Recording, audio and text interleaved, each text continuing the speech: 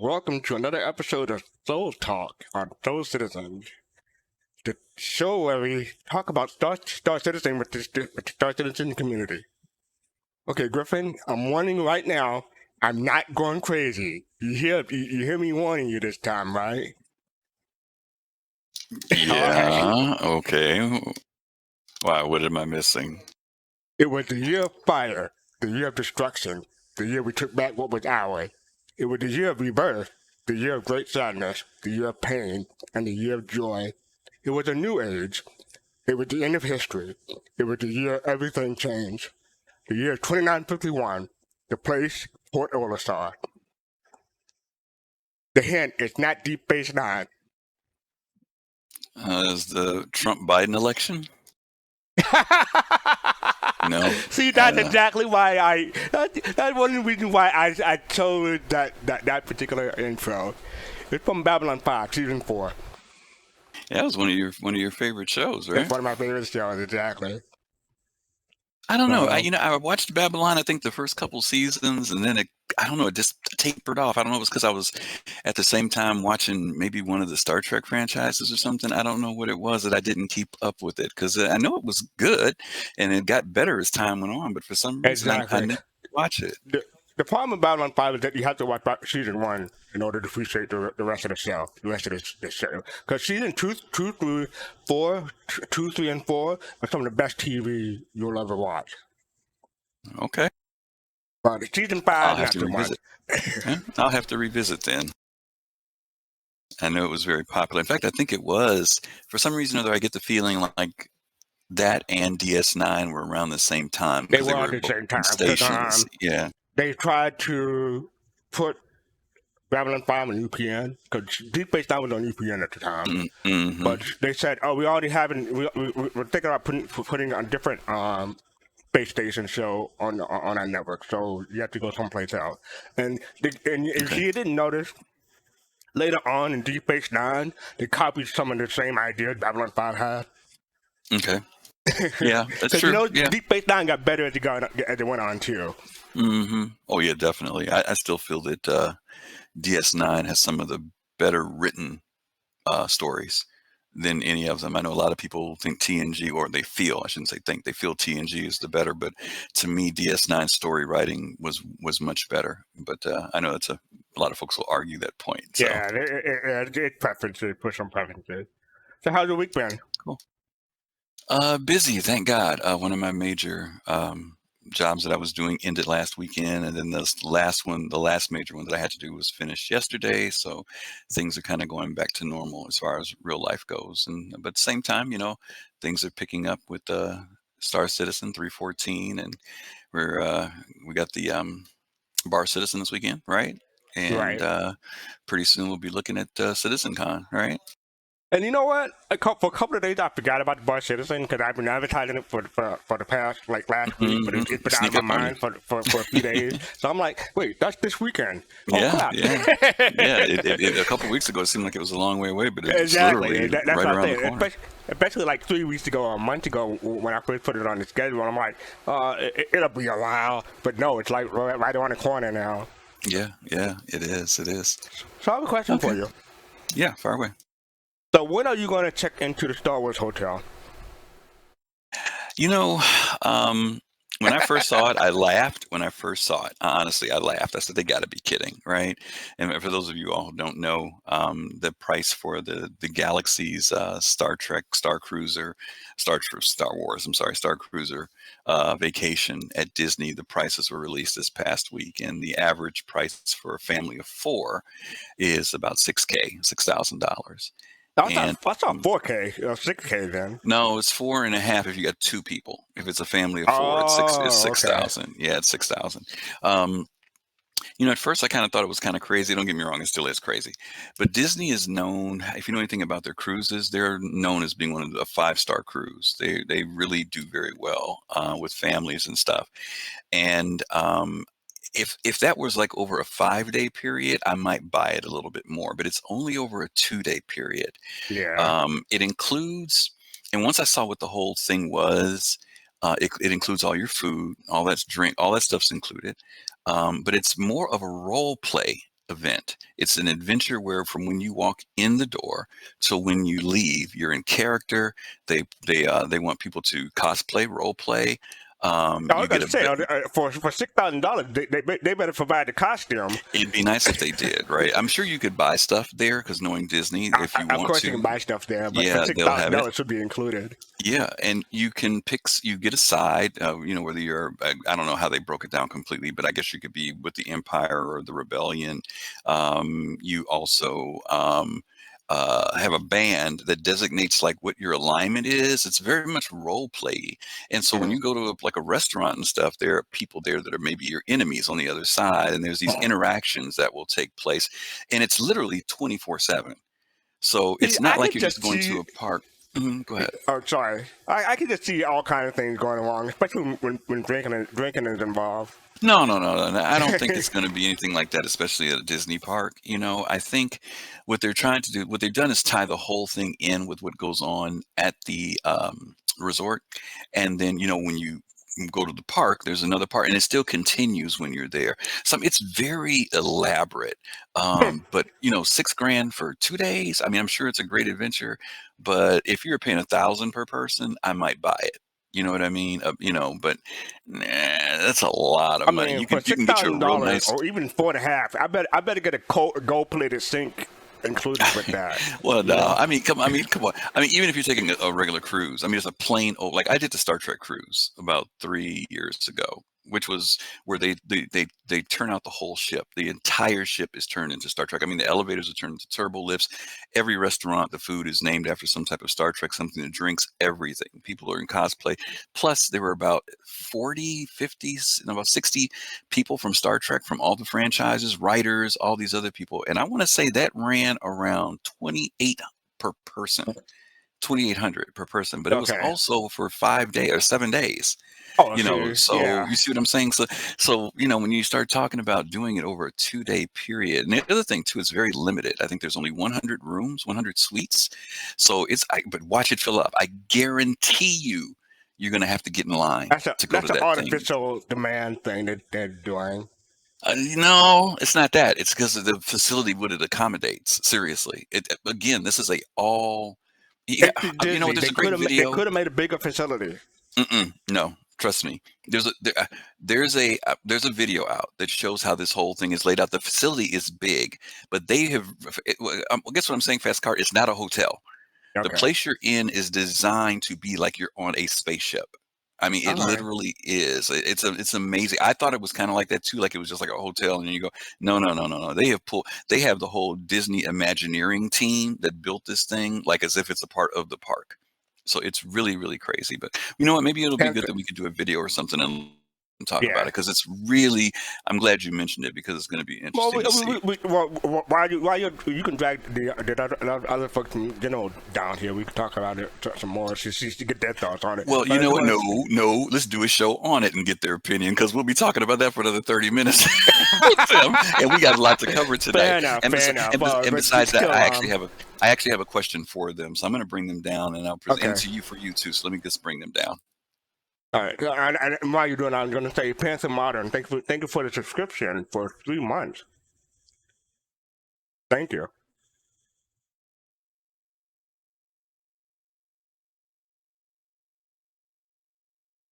There you go. Well, Brought one too many. Yeah, brought down Hello, two. everybody. Hey, greetings, everybody. How's Hey, everybody? everybody. Hey, So we got Kyle. Dark Hello, Knight. hello. Yeah, We got guys, Dark Knight, Face to Face, Jade, and Kaizen, and welcome back. and Pops in And Space. Pops in Don't forget Space. I'm Pops. sorry, Yeah. Pops in Space. Yeah. Hello. Welcome. Good evening, everybody. All right, so here's the question for everybody before Fast Cart gets going. This is my question to him too. Now that you have met both, it's time to make a choice: Pico or Finnley? Dark Knight. I love Pico, man. He's got a snowboard. Can't beat that. I mean, Pico's got a snowboard. Okay. That's all there is to it. I like Finley, but Pico's got a Pico. All right. FC. I'm going Pico. OG. Wow. OG. Wow. The whale ain't getting no love. Jade. I'm gonna go with Pico. Oh, you Because gotta Pico's be. cute, and like again, a snowboard just makes Pico cooler. Oh boy, oh boy. Fist to face. I'm going with Finnley because I like narwhals. Okay, fair enough. Kaizen. So both of them are fantastic, and I have to have both in my life. But if you force me to choose just one, I'm an old school Opus fan from back in the day, Bloom Ooh. County. I'm gonna Yeah. go Pico, baby. Nice. The penguins winning pops. I'm going to pick with Pico. What? What are you doing? Wow. What are you doing? What are you doing? What are you doing? Huh? Hey, Pico. Wow. There's a division in the house. I gotta go with the snowboard. But Okay. All right. I gotta go with the snowboard. I You mean, won't find that's nothing on like, your. Okay. You won't that's like find a anything one-away on your win. plate That's like- tomorrow. that's like 5 I versus gotta go with 1. the snowboard. Yeah, we'll have to see when they're both Yeah. when they're running around in game. We'll see how people feel then. We'll see what happens then. Fist. Even in chat, you got 3 people for Pico, and no one said Finley. Yeah. Wow. Darkness. That's some haters. Yeah, okay, darkness. Darkness. Oh my God, darkness. Okay. All right, fast card, take it away. Oh, we buddy. got one Finley. We got one Finley. So Right good. up Pico. Okay. All right, so let's start with the sneak peek. It's not going to be in Discord. You can see it on the stream. I am a missile. I am the fire. That was a Mhm. sneak peek from Friday. Dark Knight, what are your thoughts? Yeah, I am the missile. What is that? That's a firestorm that we have there. Is that going to be a guided missile? I can't tell from the picture. Like guided Anyone else bomb? know? Because Oh yeah, from the bomb. I know as they said missile, but They gave allusion to what this was in the roadmap. I won't say it because we're going to read it, but does anybody remember what they said in the roadmap about munitions? The 3 different types. The 3 different new types. They talked about some new types, exactly. Yep. Plasma. What were the other 2? Plasma. Man, I forgot. I forgot the other 2. That's okay, but you're going on the right track. I'm just saying that's possibly what this is. I was thinking the same thing. Yeah. Yeah. And we'll hit it when we get to the roadmap, but they talked about these 3 new types of munitions that were going to be brought into the game. Plasma is one of them, yes. Oh yeah. I like that plasma. Dark, Fish Face, any thoughts? I love bombs. I love explosions. Basically, just what my pop says. Incendiary. Oh, Abdi got it. Abdi mentioned it in chat there. There you go. Plasma fire. Incendiary. Yeah, these are Okay. weapons that are going to do damage over time now as well. So that's what's I going to be the like difference it. about them. Put that dot on them. Oh, fire. So it's me napalm. Maybe. I don't know. Jade, Jade, are you the bomb when it comes to missiles? I do like missiles. Yeah, I'm all about this. Incendiary devices. Burning down somebody's Drake Cutlass Black. I'm good with that. Wait, made out of metals. I don't know if you can burn that down, but yeah. And I mean- that caption, that's from a song by a band called Dorothy. Yeah, called Missile. I'm Missile. I'm the fire. Yeah. It's funny that you say that about the song because I'm picturing Jade. She dropped a bomb on me. There you go. Baby. Yeah, There you go. Very nice. Old My school. clip. Old school. Cat band. Yeah. That was so good. You might get us a copyright strike. Right? Uh-oh. Guy order singing too good. Let me. Griff is There you dealing go. right now with the IP issue. Oh yeah. Look at that. So Kaizen, what are bombs like in Elite? Oh, not as impressive. It's sort of just a sort of a random whatever. I looking at this, there's 2 things that come to mind. The first is what Abdi talked about is the 3 types. But the second is the fact that they chose to show this off in a sort of first person overview perspective, and now we know that with missile operator mode, you can have a dedicated person who is, handling your missiles. Am I nuts in just spinning in my head the idea of, because the Navy and the Air Force already have these fly-by-wire missiles. What about the idea of your missile operator hopping into a viewpoint of seeing the missile and fly-by-wire trying to overcome countermeasures or whatever? This is just There pie was in the sky. Mm. there are some Mm. it was a way, I don't know if there still is, at least back in the day, there was a way that you can do a camera missile cam. So It when you still fire can. a missile, Oh, what it was is. Yeah, that? it's Okay. a cinematic Missile cam. cinematic camera.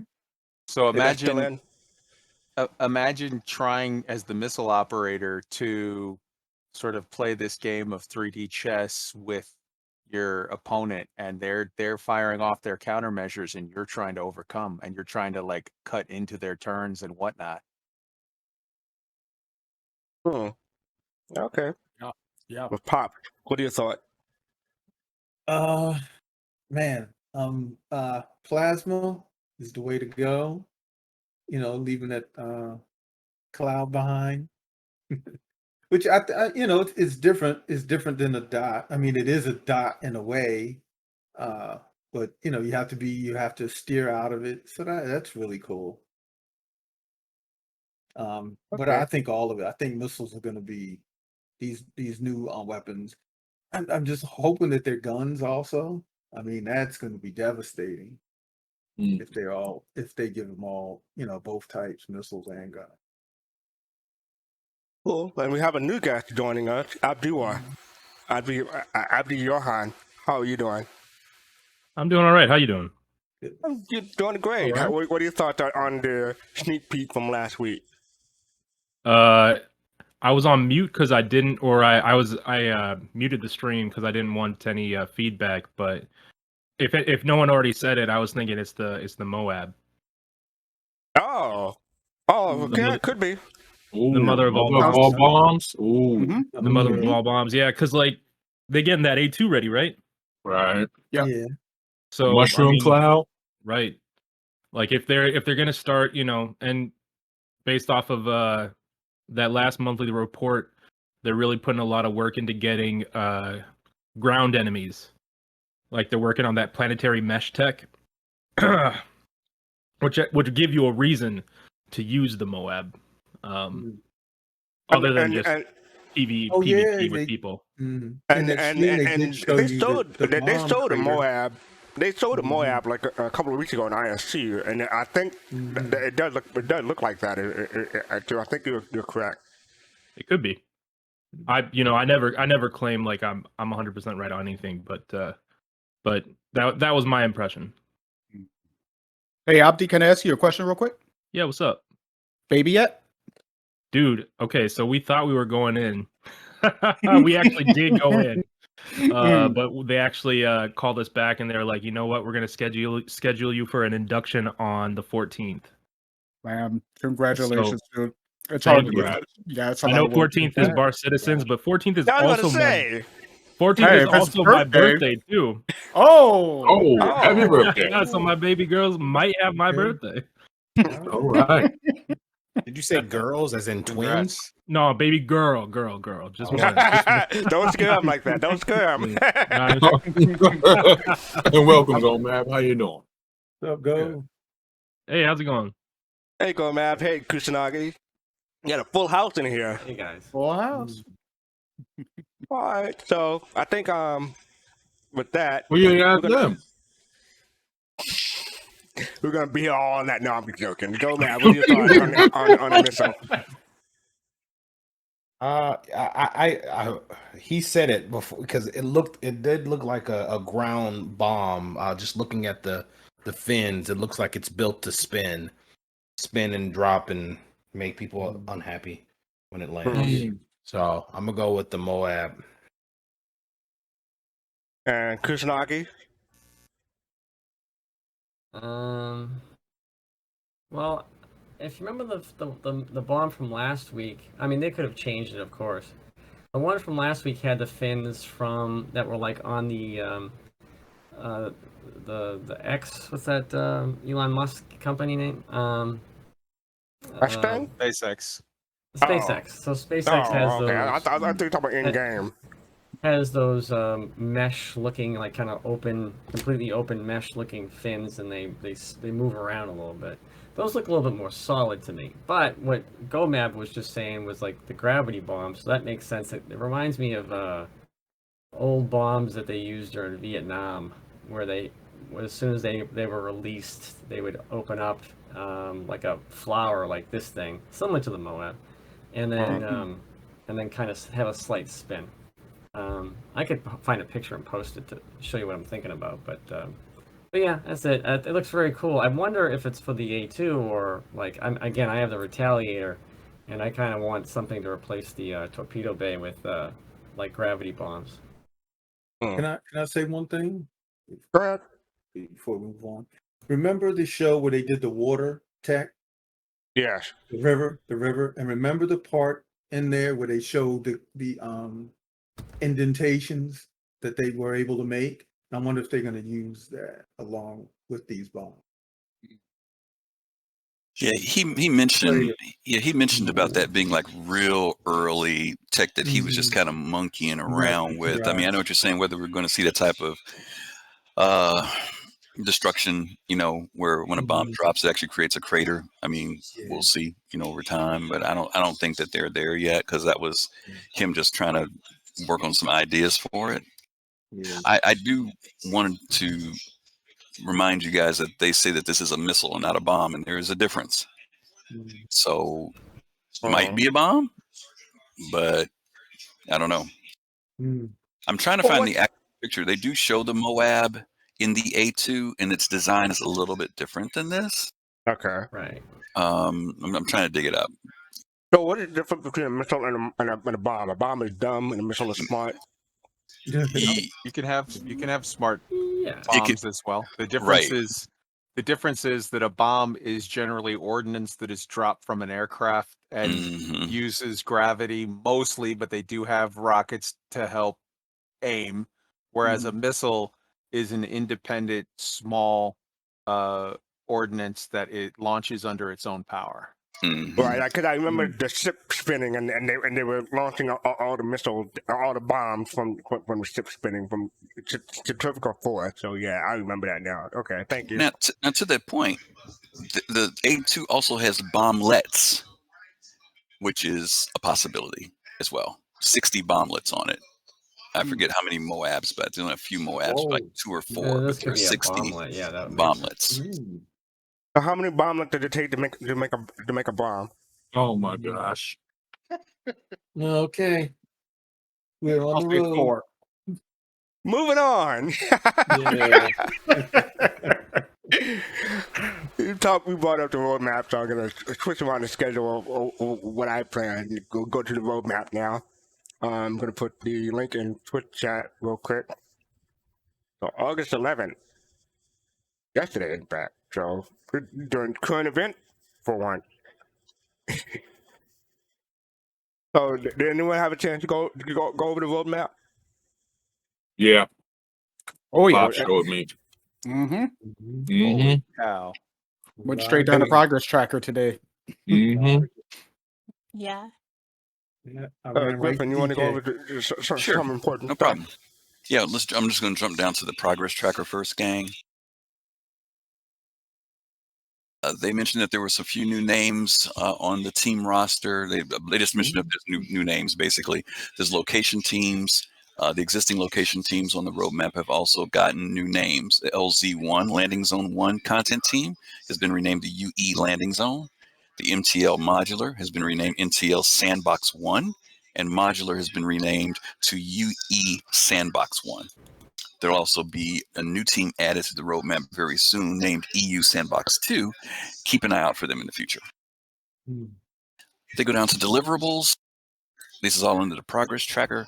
Targeting V2, expansion of the targeting system to support missiles with improved management of targets for both the pilot and crew of the ship. If anybody wants me to stop or keep going, I can do which one you want me to do, Fast Car. Keep going. Keep going? Okay. Keep going. Sure. Plasma ammunition. Further work on this damage type will cause damage over time to actors, vehicles, and ships. Larger weapons of this type will also leave behind a hazard, causing further damage to anything in close proximity to it. This will fulfill the original vision we had for the plasma weapons we already have in-game and those we have planned for the future. Incendiary ammunition. This is a new ballistic projectile that burns on impact, causing the target to take damage over time and potentially causing items in the environment to catch fire. Basically napalm. Yeah. Yeah. Mhm. That's what I was thinking. And Oh, this I is was basically thinking the bomb. I was thinking that's what they've been using on the 600 to make the fire burn for 30 minutes. Man, leave the 600 alone. Well, it sounds actually. I mean, it's napalm is the easiest thing to think about, but it's probably closer to white phosphorus, which is just bad. Yeah. Disarray ammunition. This is a new charged ballistic projectile that emits electromagnetic pulses, helping to not only damage the target, but also disrupt its power systems. Space mines. In space, players in certain ships will gain the ability to release different types of space mines in a coordinated fashion in an attempt to trap, damage, and capture enemies or set up defensive perimeters. Okay, hold on. Can we stop there? Sure. Yeah, I was thinking the same thing. Okay. Go ahead. You go first. Because I thought, I forget the ship's name, Nautilus. I thought the Nautilus was the only one that could put out mines. From what I just heard you say, that it would be certain ships. So I'm assuming that there's going to be more ships with that capability. Well, put it this way: a Nautilus is designed to put out mines. I think you can use almost any ship with enough cargo to do it manually. Oh, okay. I see what you're saying. It just I didn't think about it that way. It just won't be as neat as the Nautilus, because the Nautilus probably had a system built in to drop them in a coordinated fashion. Okay. That's my guess. That's a good point. Is not a chemical. It's a fourth state of matter. So it'd be really, really, really hot stuff. It's not napalm. What are we talking about? White phosphorus? You're talking about the next step up from war crimes. It's like even worse than a war crime. It could definitely be. Yeah. Some of this stuff is like crime against humanity. Oh, yeah. Have you guys ever seen a Willie Pete go off, like, for real? That is some nasty. Yes, nasty bad. stuff. Yeah. Yep. Bad how good we are at killing each other. And by the way, Fist, to your point, the Nautilus was done quite a while ago. We just don't have it. I'll just leave that there.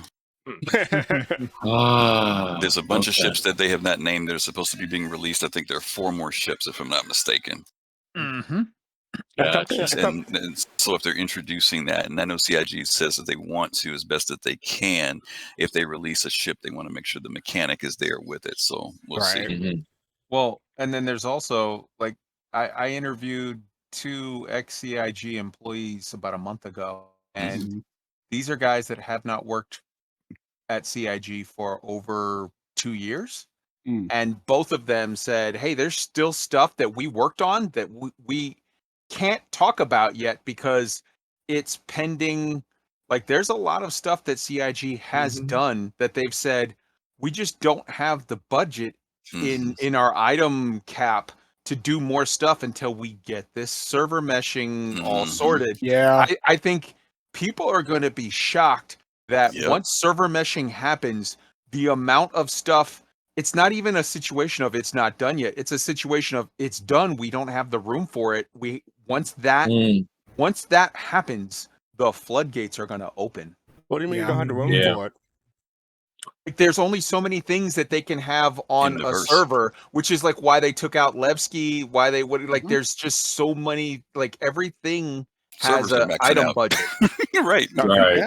Exactly. Absolutely right. Yeah. So if you've got 2 guys that have not worked there already for over 2 years, and they've got stuff that they can tell you, oh yeah, we did this, it's done. I can't tell you what it is yet because it's not released.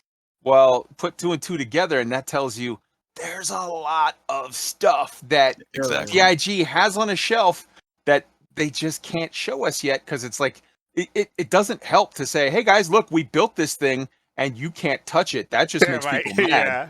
Yeah, people get mad about that. It's like, why did you put it out there? There's no gameplay. It's like, well, it's done. What else are we going to do with it? Yeah, Yeah. speaking on that, Kai, there's tons of unannounced stuff in the progress tracker. Tons of unannounced things. What are you The gonna say, thing I Jay? want. Go ahead. I was going Yeah, to Jay. say, some of you may remember a while ago, back when they showed us derelict ships, they showed us inhabited derelict ships. Yep. It had a day-night cycle Yep. and stuff like that. That's going to be something that a lot of people forgot about that comes just, it comes back when we get the server meshing. Absolutely. Does it ever scare you that like server meshing might not be the savior that we hope it to be? Oh, I mean, I guess it I'm depends trying on- not to like get my hopes up that tier 0 server meshing is like going to solve all the problems. Well, I think that if people think anything's going to solve the problems, they're mistaken. Right. Right. Server meshing is probably their biggest hurdle, as Kai said, for them to begin introducing. We know that things like systems and things like that are contingent upon the meshing, right? Right. Just like how with the inventory thing when they started on iCache, it was contingent upon that. But I think there's always going to be that next hurdle after this one. But I think this is a big one. There's only been so many big ones that we've been waiting on, and we've been waiting on these for years. Some of the other ones have passed; they've come and gone. Stuff that we've even forgotten about. There was a hurdle, but like another major one would have been like the one that they happened to come across, right? The one that allows us to land on planets when planets was not originally a part of the deal. That was a hurdle that nobody thought. They thought it was going to be years before they could get over that. So I just think that this server meshing, and I think to Kai's point, when they pulled Levski out and people griped, one of the things we talked about this on the show, that it was probably imperative that they did that in order to get Orison in, because they had told us at least a year and a half ago that they were topping out on how much more room they had. Right. And so they had to buy that real estate back, obviously, in order to do it. But I think that when server meshing comes in, as you mentioned, tier 0, yay, it's in. It'll take some time to refine it, but once they get it going, then I agree 100% with what Kai's saying. We're going to start seeing, not only the systems coming in, but all the extra mechanics and gameplay. Because, for example, introducing mines into the game right now, that's more stuff to track. Right, all these mines getting dropped out. More items and the persistent too, and they got to keep track of everything. Exactly. I'm really nervous about 315. I'm excited. I'm so excited. It's a lot there, though, right? Right. It's a lot of stuff. It's a lot of stuff, and it's a lot of new stuff. Yeah. That it puts a lot of pressure on all the servers and new lines of code that all of that can lead to issues. But at the same time, super excited. Like, it's going to bring in gameplay. It's going to bring in a lot of stuff. So yeah. Well, look at it this way. That's also the same time that we got to do with CitizenCon. They can't afford for it to not be good. You know what I mean? That's true. So to a certain degree, I'm sure they've measured to make sure that they're going to be able to deliver, because that's the last thing they need is right at CitizenCon 15 comes out, what, September, October, and they can't deliver. Yeah. That's going to suck, To answer the point directly, though, that the guy made, that he said, is anybody worried that server meshing isn't going to be the, cure all that we think it's going to be? Here's the thing. Of all of the things that CIG is doing, having server meshing of a type is the one thing it's not new. Everyone does this. Right. So I'm not worried at all that they will be able to increase the budget of things we can do with some form of server meshing, even if there's a catastrophic failure of their development to achieve their goals, which is no wait time at all, instant streaming, all of this genius level crap. Even if that fails horrifically, worst case scenario, they fall back to, okay, we're still going to have more than one system. We're going to still have all of these extra items added into the game, but now you have you got a 10-second or a 30-second load time from one system to another. And I'm not saying for a second that that's what they're aiming for. Aiming, I believe they're aiming for the holy grail of the no load screen. But it's not like, even if they catastrophically miss on all of their projections, it's not like they're going to say, well, okay, we can't have more systems. You're getting that no matter what. That's easy to do. It's just hard to do it the way they're trying to do it. But we're going to get it no matter what. Good point. The only thing I wanted to say about the space mine is space is big. You gotta have either have like a buttload of mines in order to cover a certain space, or you have a space that's really contracted that someone can fly around and miss the mine completely. That's what I was thinking about space mines. What do you think?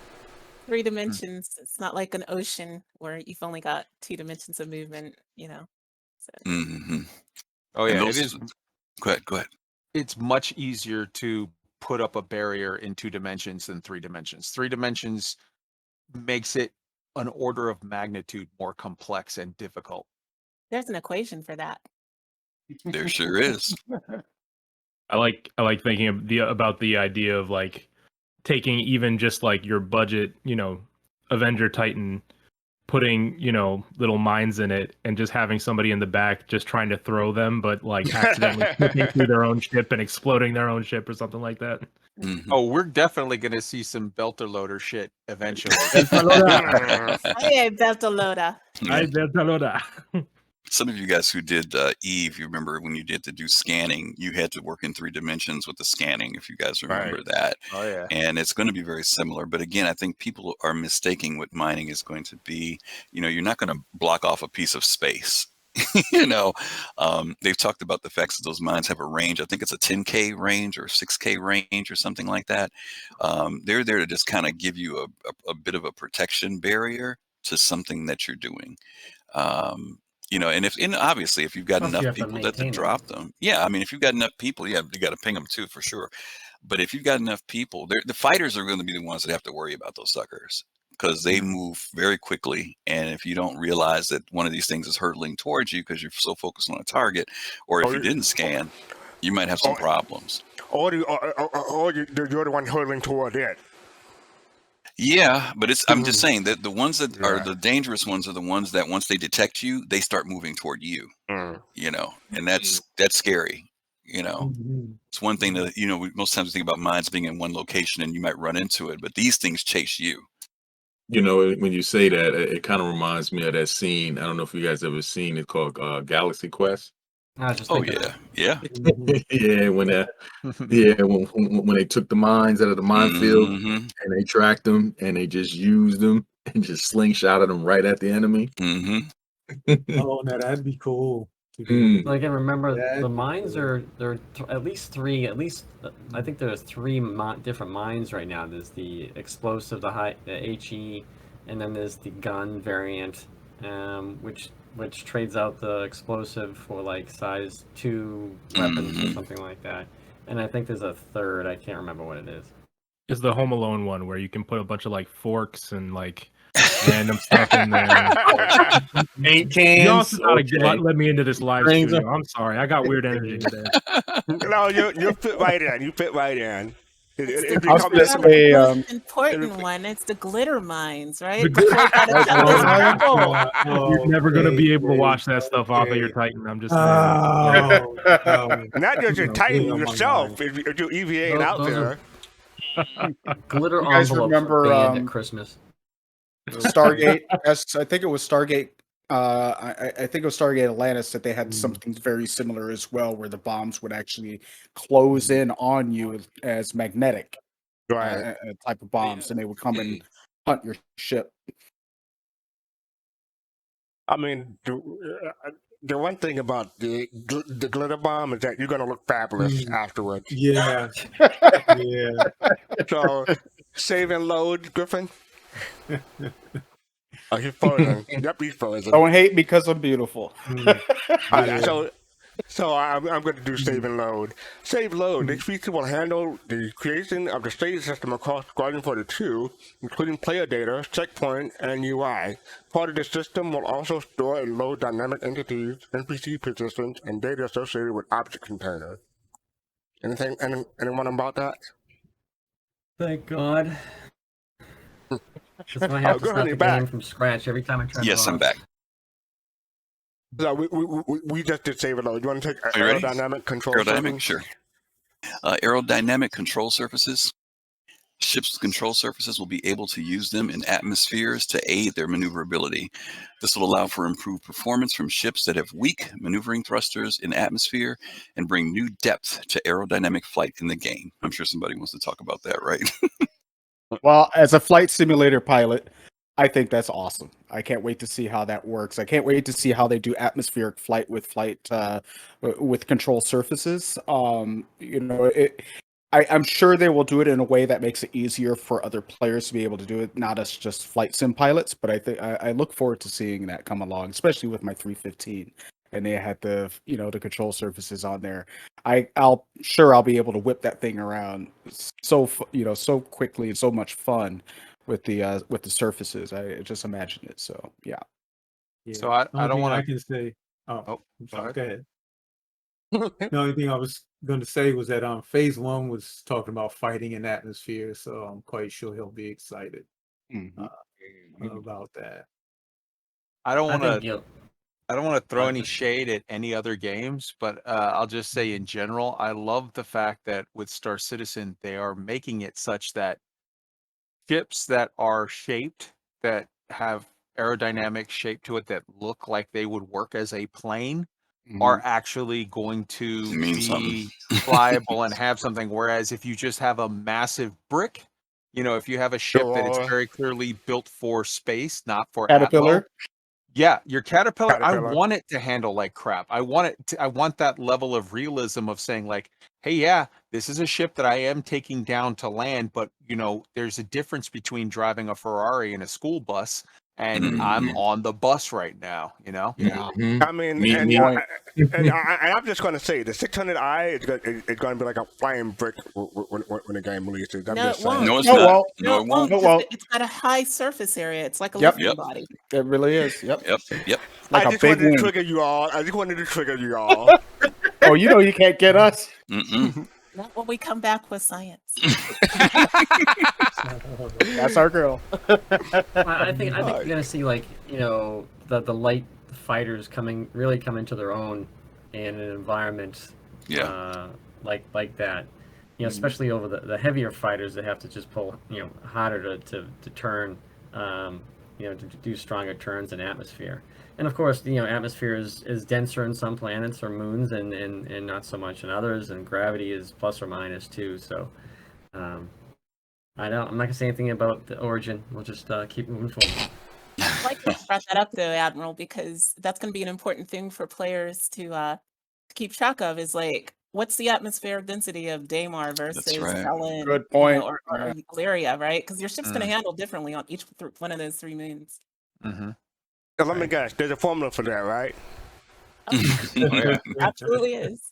And since we're talking about the surface areas and atmospheric dynamics, we got to throw in.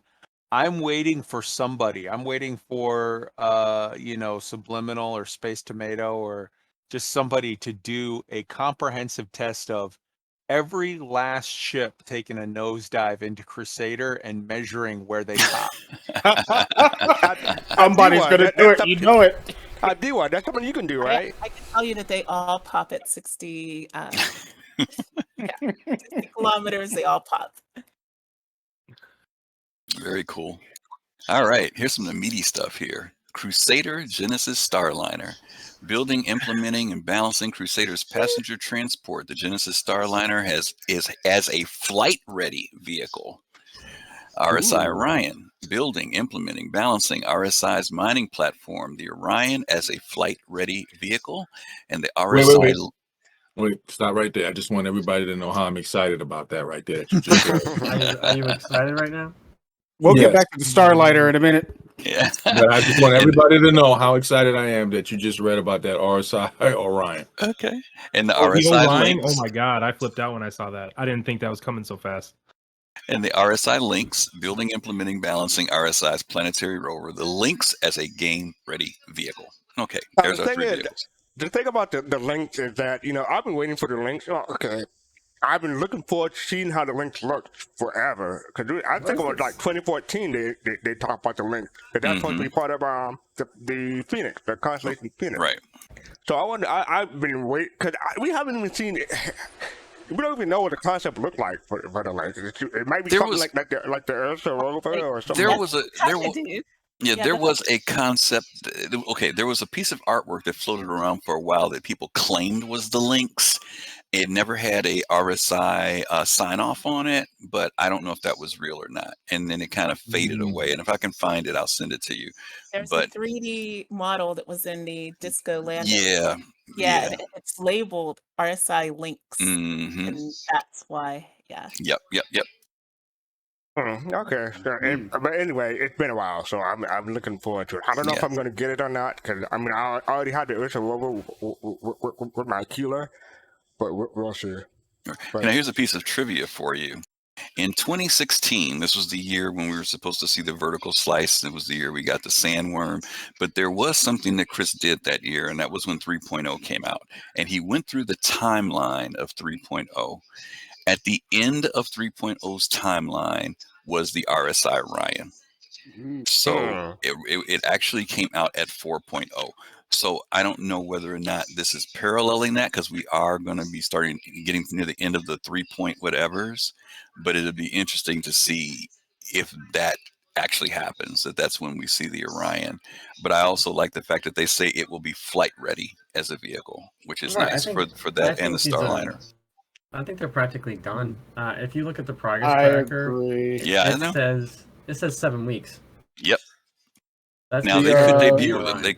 They could debut them. Now, imagine if they debuted these things and put them on sale. They would just clean up like crazy, right?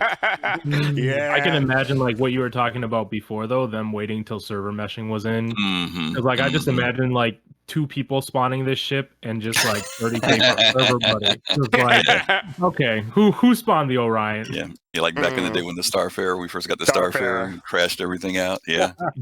You're right about that, Abdi, though. Mm-hmm.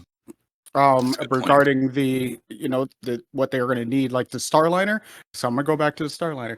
The Starliner coming out, they're going to need to have those AI mechanics in order for that to work. And I noticed on the progress tracker that those are all starting to work, or at least they're starting to get in there, regarding like navigation and off-duty stuff and on-duty stuff and things like that.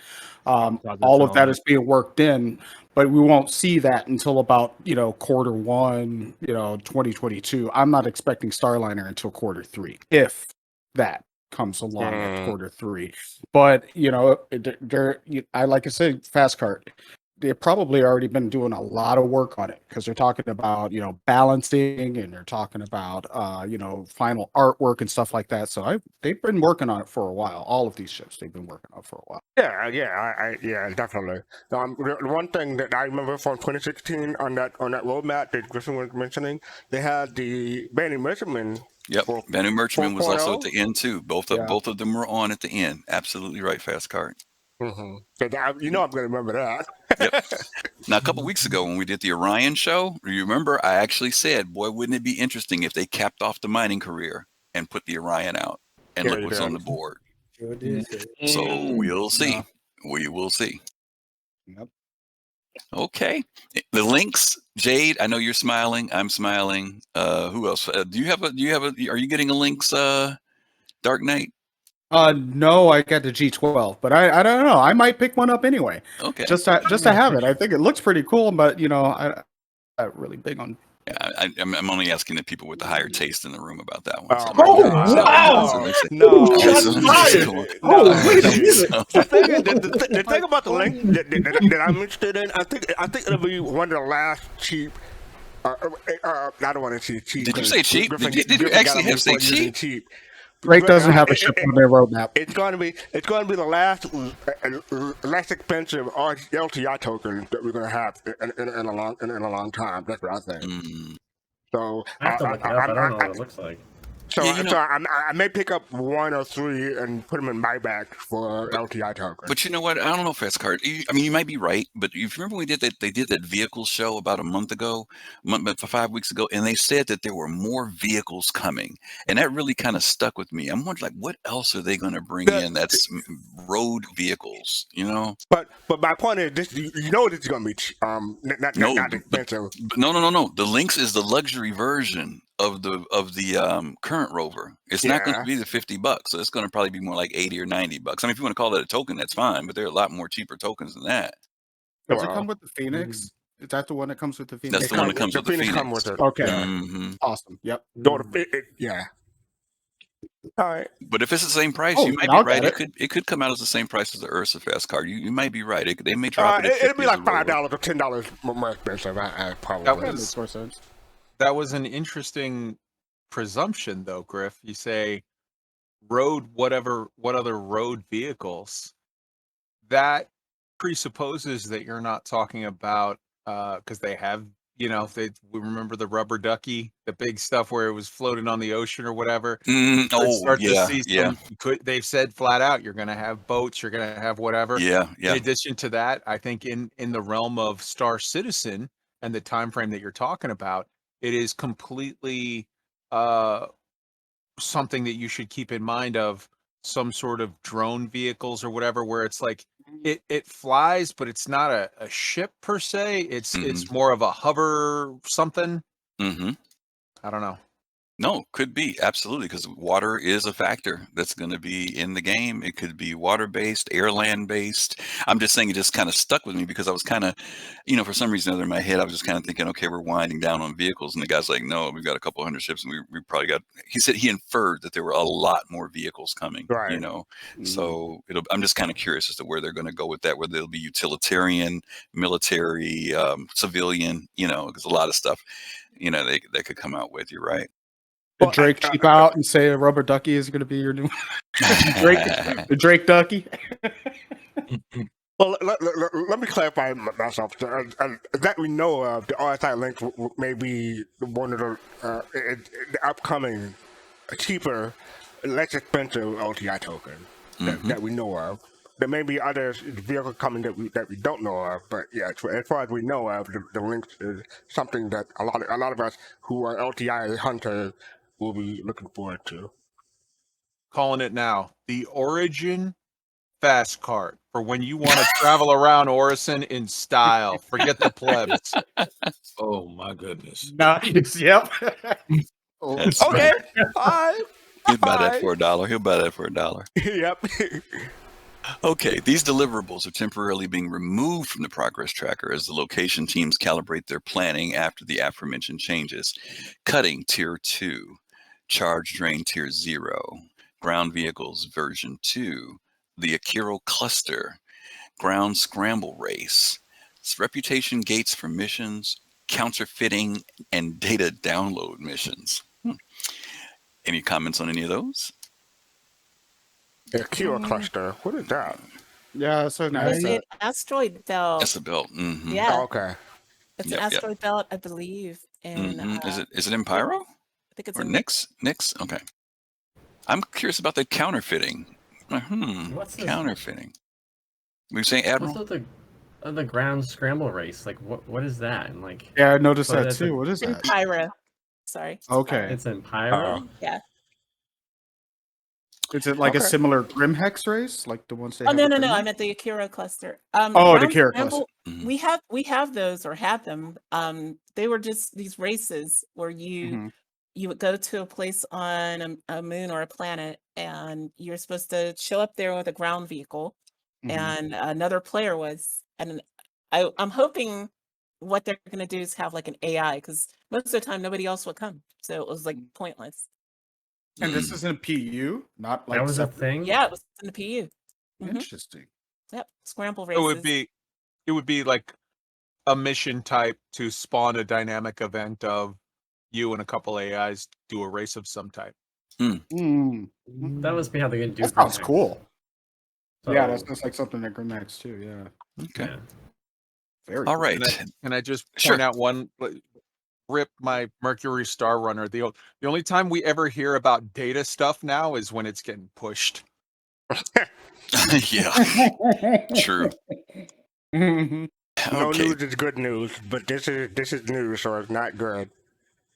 These deliverables were previously taken off the project tracker but are now returning. Dynamic population, ladders Tier 1, and actor status Tier 2.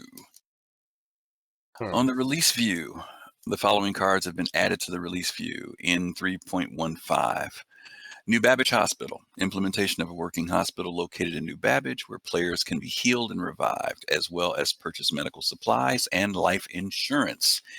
I'm just going to kind of encapsulate these because a lot of these all say the same thing. New Babbage Hospital, Orison Hospital, rest stops, space station clinics, the Grimhex Clinic. All of them have that exact same thing, that you can be healed, purchase medical supplies, and purchase life insurance. Let me ask the question. What do you guys think about this whole life insurance thing? Because they said the life insurance would be tiered, where you could wake up at a clinic, wake up at a hospital, or even if you want to pay for it, wake up in your ship. What do you think? How do you think the prices are going to be for that stuff? I'm not gonna lie. When you're reading that, and I was reading along, I read lifetime insurance. That's that's how ingrained LTI is for me. But as far as these, I'm interested. We talked about this before in previous episode. I'm of the opinion like something having insurance that goes to Orison or New Babbage is going to be better than something like Grimhex or Urquhart because the quality of care you can get. There may be certain places in those, like in Grimhex or Urquhart, that may have like better care, but it's going to be hard to find or really expensive. Right. So you're basically tiering it like clinics will be the lower tier, then hospitals will be a better tier, is what you're saying, pretty much? Yeah, not just that, but the location. Or even location could affect it? Okay. Yeah. Yeah. Anybody else got any thoughts? Clinics, the space station clinics are really real similar to what you were talking about. They're fast card. You could just run in, get healed. Maybe not a place where you would, get a complete spawn, but at least you'll be able to go in and get yourself taken care of, seen by a doctor or something like that. But I think I like the fact that the medical is coming along very quickly, and I think we're going to see a lot with medical, obviously in 3.15, but even going on, it's really going to turn into a full-fledged gameplay. They're getting close to mining level of gameplay, and that's going to be what we see released in the next few patches. I think it's great. I look forward to seeing that. I think I'm just really curious what balancing will look like, because testing this internally is not going to be the same as like testing it in the PU, where you're trying to see that balance of like, how much do you have to make insurance cost in order for people to not like act like fools, ad ramming and stuff like that. I'm really curious. People always act like fools. Do you think insurance will be like how people do, like we do insurance now, where there's a monthly payment? You think they'll do something like that? I think so. I think it makes sense for them to do that. It keeps people coming back. Keeps it from being just like a one-off thing that like you do and then you forget about. I think they want it to feel like a lived-in universe. Want you to like visit places for reasons, that you feel like you're actually doing something. And I think if you just did it once and you were covered for good, you would have less of that. We're talking about health insurance, and most of the world is not the United States. So whether it feels like a lived-in universe, I mean, I think for somebody maybe from a different country, paying insurance every month would kind of sort of break immersion. But I will leave true, that but there. We're already living in a company system. Like it's Speak for like, yourself. It's not the best version of what the future could be. We got Lorville here, like people living, in company towns where companies are keeping people down. Like I don't know. This just doesn't. I think maybe other systems might be better as long to live as it's in. not universal. Like I don't want to have to be paying health insurance if I live at Levski, because the People's Alliance provides, right? So as long as it fits the lore, I'm good with it. That's what I want. That's what I want too. System, no. Like let's say you don't want to have to pay insurance at all. I mean, like you living in Pyro, or something like that. Like you can get away with with whatever you want there. But like, let's say you want to live in a in a communal society where there's like less of that kind of stuff, where you don't have to worry so much about corporations and fascism and all that kind You of want to stuff. have the UE Real quick, protection, real but quick, before I just want to get in, Captain Richard, thank you for rating with us with Thank you, 106 Captain people. Richards. Oh wow! Well, Thanks, seven, Cap. man. From Captain Richard's stream. Welcome. Wow. Thank you, Cap. Seven. Glad to have Right you now, here, we're man. going over the roadmap. We're almost, I think we're midway. We're talking about clinics and hospitals and stuff. So sorry about that. Go ahead, Jade. oh no, yeah, thank you, Captain Richard. Hey, Yeah, Cap. so I was just saying, I pretty much made my point. Like, as long as they stick to the lore, I guess, when it comes to a system like that, and yeah, sure, you can live in Nyx or Pyro and not pay health insurance, but then you also don't have the UE protection. So that would be the trade-off. So I kind of think there's two important things to look at it. So looking at it from the gameplay mechanics aspect and looking at it from the lore aspect. And from the gameplay The mechanics lore aspect, guides the gameplay. They've said that time and time again. They start with the lore, and then the gameplay follows. yep. Let him But finish. Go ahead. looking at it from the gameplay mechanics aspect, there is a certain situation where CIG has made it clear, Chris Roberts has specifically personally made it clear that he doesn't like certain aspects of certain video games where you end up with sort of psychopathic behavior loops and patterns because people are bored and they're like, whatever, this doesn't really matter, this doesn't really count. We're just going to go ahead and pad ram and do, psychopathic stuff. So they want to create, through this whole death of a spaceman, they want to create all of these different aspects of, like, you take damages and your body takes damage, or your clone degrades, or you lose everything and have to sort of reload as a new, the nephew of, or the son of, or the granddaughter of, or whatever. And so there's that. And I think that as much as some people sort of point to, like, because I've heard a thing a lot from people, some from people saying, why are you even doing all of this death of a spaceman getting extra complicated when we don't have server meshing, or we don't have this, or we don't have that, like all of these other things. And I think it's, if you're going to put in a system like this, which Chris Roberts has made it clear he wants to, if you're going to do it, you have to do it early and in the testing, because there's no way they're going to, as somebody said, there's no way they're going to test for everything. There's going to be all kinds of crap that they find where they're like, oh, there's a weird loophole that we have to address, or we want to balance this, we want to get it right.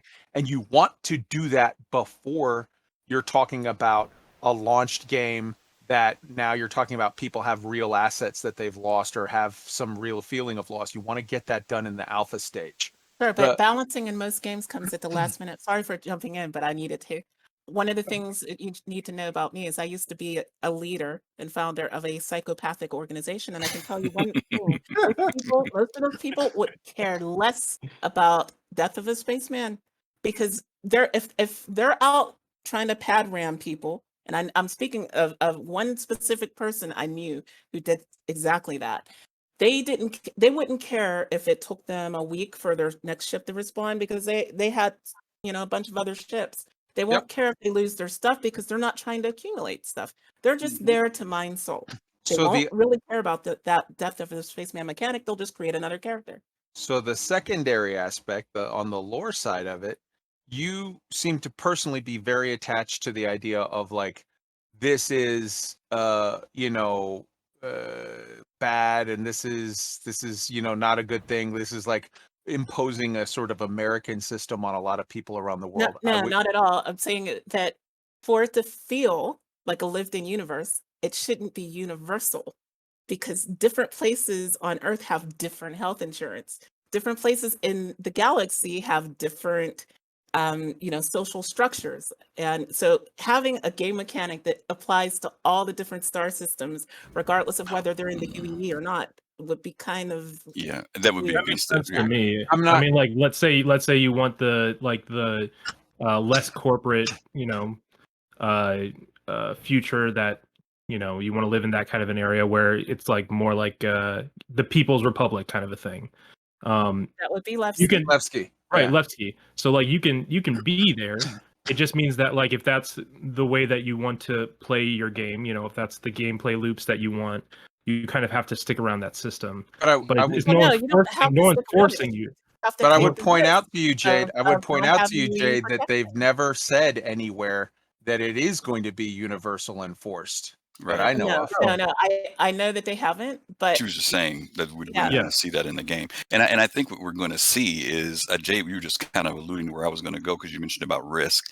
I think what we're going to see is that there are going to be some systems that are going to offer premium insurance, right? And like, for example, let's use New Babbage. I'm just using this as an example. That's where you're going to go to when you come back and you clone. But then there are going to be other systems that are going to offer no insurance. And when you go there, if you didn't take out insurance someplace else, then guess what? All that clinic is going to be for you is someplace that somebody can take you to. There's not going to be a spawning there or anything else like that. Then there are going to be other ones where, yeah, you are going to be able to spawn as long as you buy insurance there. See, what I'm saying is that you're not going to have just one insurance policy. You may have several. You may have 7 different ones, 8 different ones, depending on where you are in the verse. Right? That would make way more sense to say, if I die near so-and-so, whatever my proximity is, that's where I'm going to spawn.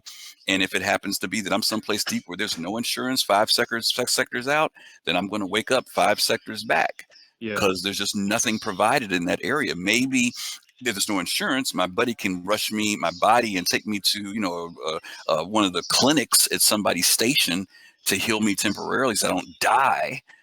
But I don't think it's going to be, as you mentioned, I don't think it's going to be a universal one. I think it's going to be very specific to where you're at, just like how when we break laws, different jurisdictions, like I think Orison has its insurance freaking office right down there on the first floor when you go in the hospital. It's there when you're walking out the door. You can sign up as you're on your way out, So I think it's going to be, like you said, varied and stay within the lore, like we were saying. And similarly, though, you might end up with some jurisdictions where they say, like Uber or taxi, the limo service, whatever, where it's like you can't have your medallion, you can't do missions of X type for Y guild in Z location without proof of insurance or something. That'd be interesting. Interesting. This whole talk got me thinking of a new career in Star Citizen. Imagine being an insurance seller where you actually have you can have the All-Corp insurance, or you can have the New Babbage insurance. Which one do you want? Now I'm Pops, also what were you trying to say? I'm also wondering how is it going to tie in with the Endeavor? Is the Endeavor just going to be an org ship or somebody? Well, I'm quite sure you can treat anybody that comes on board, but how will that insurance work with the Endeavor? Also, you got to make sure you had the right Endeavor, because someone may have an Endeavor, but it may not be a hospital, a Hope class, maybe something a science one. So. If I'm remembering correctly, Pops, with the Endeavor, they talked about, first of all, there had to be permissions granted to come on board a ship, and so that if your org had it, if you're tied into that org, you would have permissions, but permissions could be denied also. They also talked about the fact if you have guests who come on board, that you might have to provide security for people, whether it's an Endeavor or whether it's a Cutlass Red, right? So the thing that they said about the insurance, and somebody correct me if I'm wrong, they did say that for some ships, you could buy insurance that would have you spawn on your ship. And they referred to like the Carrack, the 890, the ones that they have that tier level to do that. Yeah. But an Endeavor is your ship, and any old body just can't, I don't think, unless they decide to put it in there. If you decide, maybe there's some way that you could say our ship is available to people in this system. What if you had org selling insurance? Right, exactly, because that's what Oregon. Yeah, but see, that is security. I don't want you to be selling insurance to people outside of your org, man. That's dangerous. It ain't that serious. Not just that. There may be some org to try to claim you and won't let you leave. So take you over to the Banu and sell you into slavery. Wow. Right. If you could actually charge against like a regular insurance, and then say you attack them, and then since you had their insurance, they could just like pay you for replace your whatever they stole or whatever your ship was. Because I've heard also about the I'm sorry. I mean, you lost me on that. Say that again. Go ahead, Pops. I'm just saying, if you had Blue Cross Blue Shield, and you're like, okay, well, Here comes Griff. I'll let him in. He's got Blue Cross Blue Shield. I'm gonna just swipe his card here and use the old sliding credit card machine thing with his insurance card. And then Griff decides to like shoot up my place and try to steal like a Cutlass Red or something like that. Then be like, hey, I know who this person is, and this is their account. Can I file a claim against this person using his insurance company or something like that? Oh, I see what you mean. Oh. Okay, you're taking it to another Yeah. level. Sorry, Okay, I prosperity. got you. Well, Chris Roberts is all about immersion, so there's no telling how far down the rabbit hole this whole insurance thing can go. Pops, what were you going to say? We're going to move on to insurance after this. Go ahead, Pops. What were you saying? Yeah, no, I was just going with Fast Car was saying. They were saying the scenario being that the Endeavor parks outside of a battle zone, and people, spawn and come and get help, and it's a way of making money, like Fast Car was saying. It's organ insurance. I thought that was a thing. See, I thought that was a thing they were going to do, aren't they? Again, we don't know what the mechanic is going to be, right? I mean, because the question becomes, whose ship are you spawning to? Let's say you got 10 Endeavors that pull up, right? And how do you know you're not going to spawn into the enemy spot? I mean, we don't know enough about the mechanic. Yeah. Well, the only thing that they did talk about was permissions and orgs. That's the things that they have talked about in the past, as far as I know of. Table of Horrors, thank you for the raid of 12. Thank you, Shiver. We appreciate that. Shiver. You guys had a good night. Miss Hearts. Thank everyone from Table of Hood stream. I also want to thank Coffee Gaming for gifting Captain Richard a sub. So thank you for that too. That's right, absolutely. And Captain Richards, that means you got to come here and put up icons now, since you got a subscription now. So. Okay, we got a couple more to do, right? Yeah.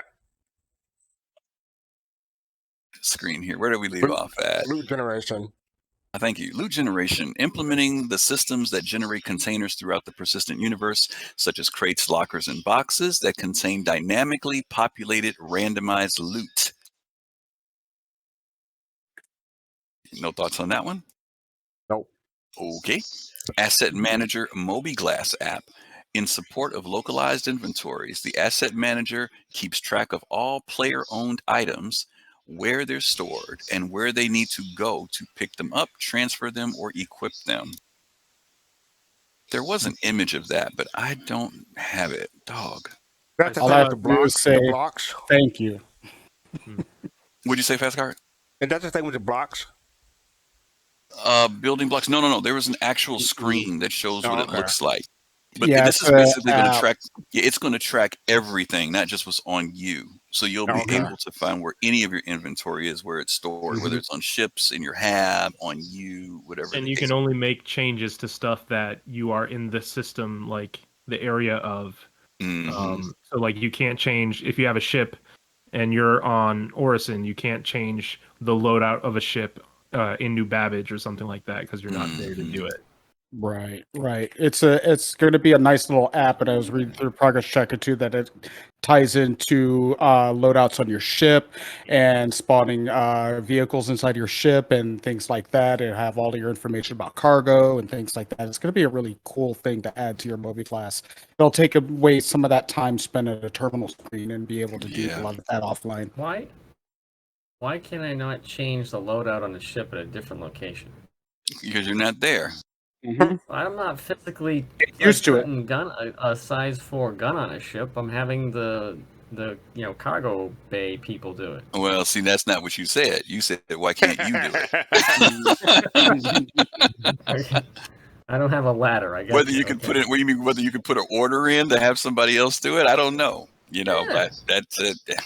Listen, we're trying to get just enough for us to do it. You're really pushing it, Admiral. I don't know. We'll see.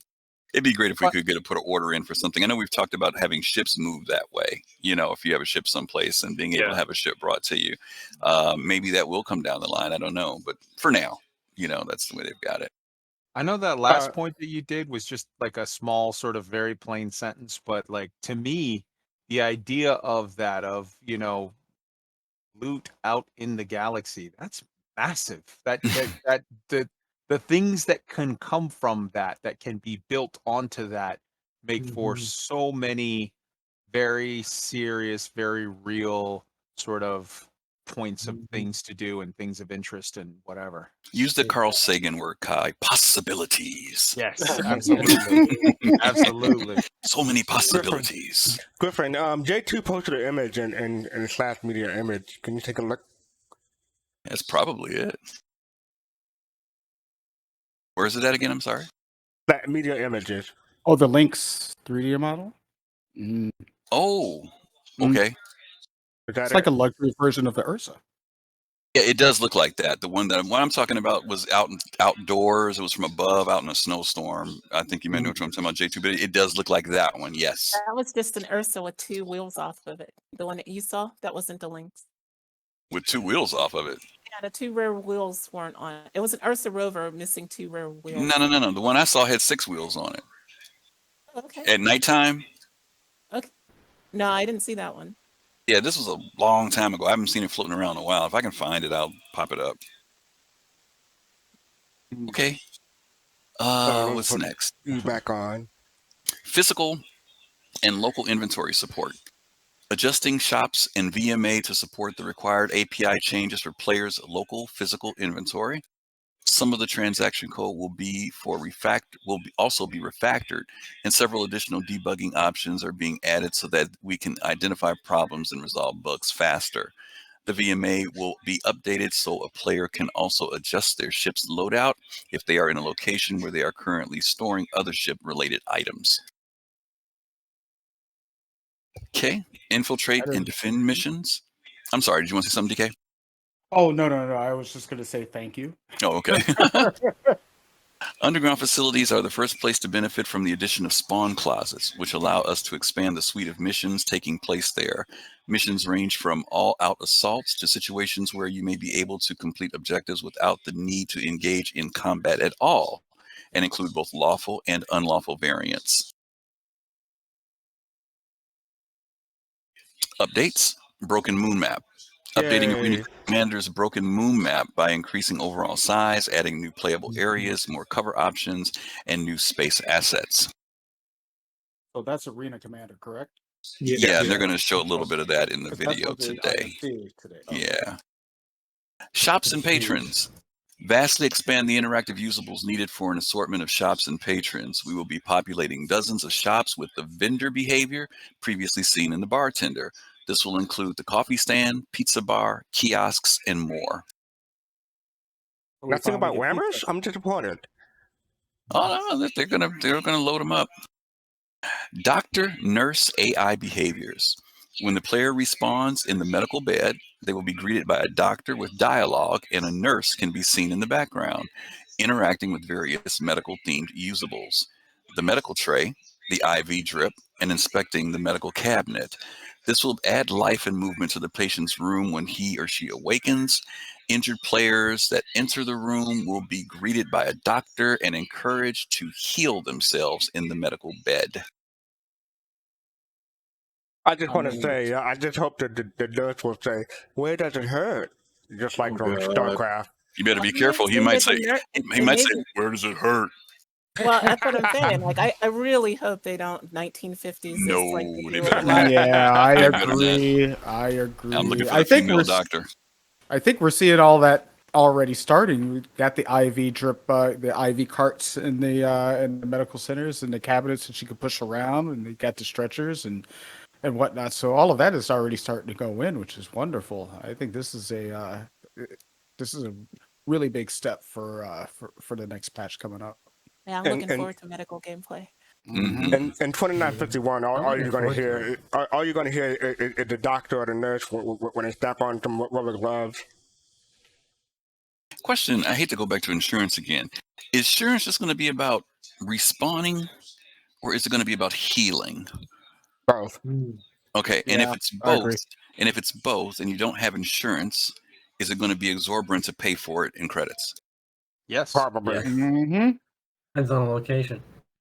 That is true. And depends on if you have insurance at that location. And it depends on, because you may have insurance, but you may not have it with that place. and it depends on if you even have that as an option. What if you don't have the insurance? Okay, time to roll a new character. On with that. Yeah, if you're jacked up enough, and this is what I'm asking because I'm just I'm not, it's hard to not equate things to how real life is now. But when you don't have insurance, you go to the hospital, and people go bankrupt when they have a serious illness without insurance. I mean, if you come in with a broken arm or whatever, and they tell you, oh, to fix your arm, it's 30,000 credits. I mean, what do you think? How do you think people are going to respond to that? Payment plan. Just do a payment plan. I mean, look at And they can automatically deduct your credit unless you somehow so then you can do a mission to get a new a new social security number so you don't have to pay your $100 million credit or they could do what you said. They could debit you. They could hit There you are and give you a games negative that do that. balance. But if you don't make enough money, then you have to file bankruptcy. Well, you could get a negative balance, right? You could literally your ship. You have to go to court. Judge, doctor, explain your doctor, can I just put my treatment on layaway? right. I mean, also though we've seen we've seen a lot of and there you are being the hostess on DK's liner, his spaceship, his space liner. That's what happened. We have seen though a lot of aspects of the Star Citizen universe that you're talking about in certain areas. It looks bright and clean and shiny, happy people. In certain areas, though, it looks like a company town. It's a very dark whatever. So you can't even really yet, I think, make the assumption, like in America now, for all of the faults, we have all these horrific issues with medical whatever, but at least if you go to a hospital, they have to give you treatment. They can bill you. They could bill you crazy afterwards, and you can try to get out of it or whatever, but they actually treat you. That's not always been the case. There have been many times and many whatever, and if you look at a company town aspect, I think it might be a situation of, catch a bullet in the wrong neighborhood, and it's like, well, does he have any insurance? No. All right. That's like, you're not, why would we take you to a hospital? Look at when they first made the very first fire department in America was right here in Philadelphia, and they were very, very famous. It was run by Benjamin Franklin. They sold fire insurance, and if any building in Philadelphia caught fire, they would roll out no matter what. And if you had insurance, you would have this little iron plaque on the front of your house. And they would come out and they would they had like these horse-drawn big tanks, and they would pump the tanks and they would put out the fire. If you had no insurance, they would set out a picnic table and they would eat sandwiches in front of your house while it burned as a sign to everyone else. As a sign to everyone else in the neighborhood. And literally the whole crew would sit there and eat sandwiches while they watched it burn. And there was one guy at the end of the table that was the boss, and he would sell insurance policies to all of your neighbors who would look on and say, you know what? I definitely need to have that insurance. Wow. That's awesome. Don't get There are don't get places sick in down south Lorville. that no, there are places right now.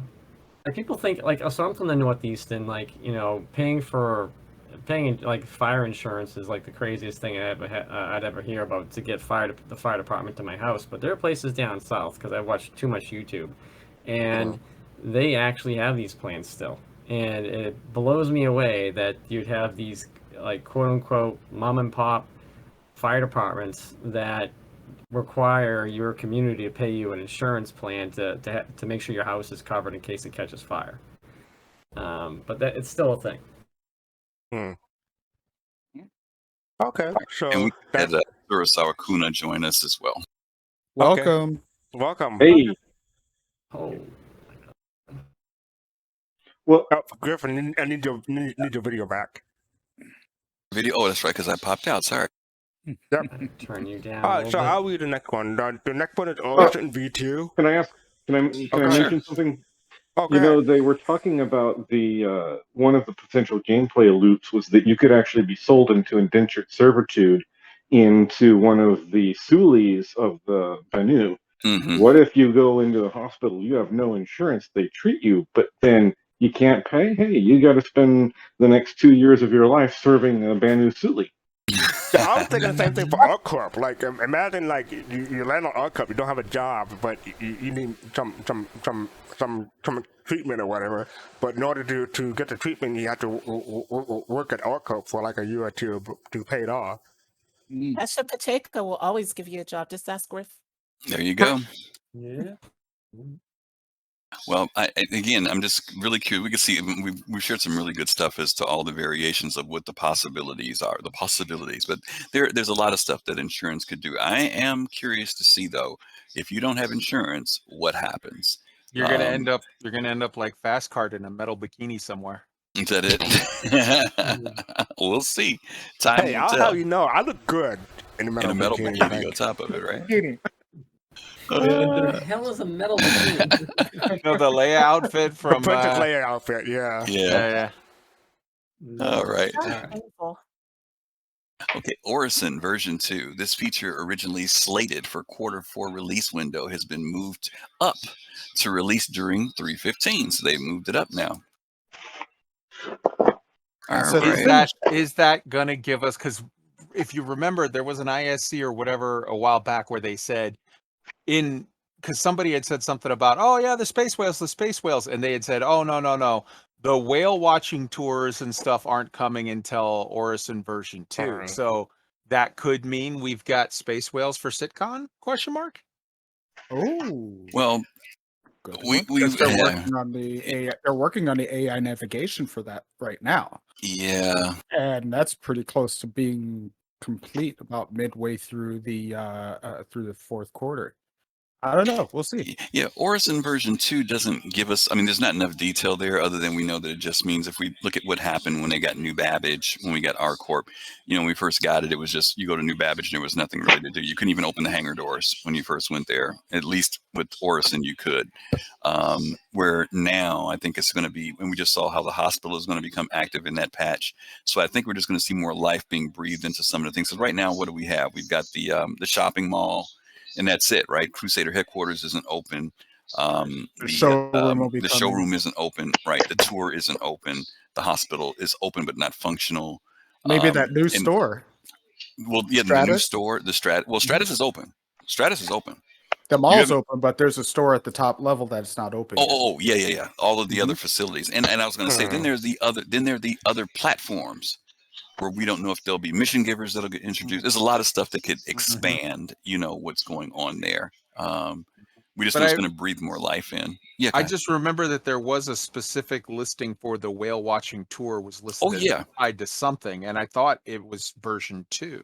It was, but I don't know if it's still there now for the tour. Okay. But I will agree with you 100% that I think that when CitizenCon comes around, we're going to see, even though we may not have it in our hands, I think we're going to see a lot of that stuff.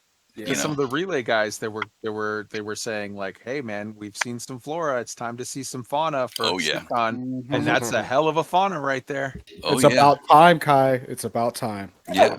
Well, the beast. What's the thing called? The Boreal Stalker's finished on the line. It's just not introduced yet. The new Babbage Bigfoot. Yeah. I can't wait till that thing's running around.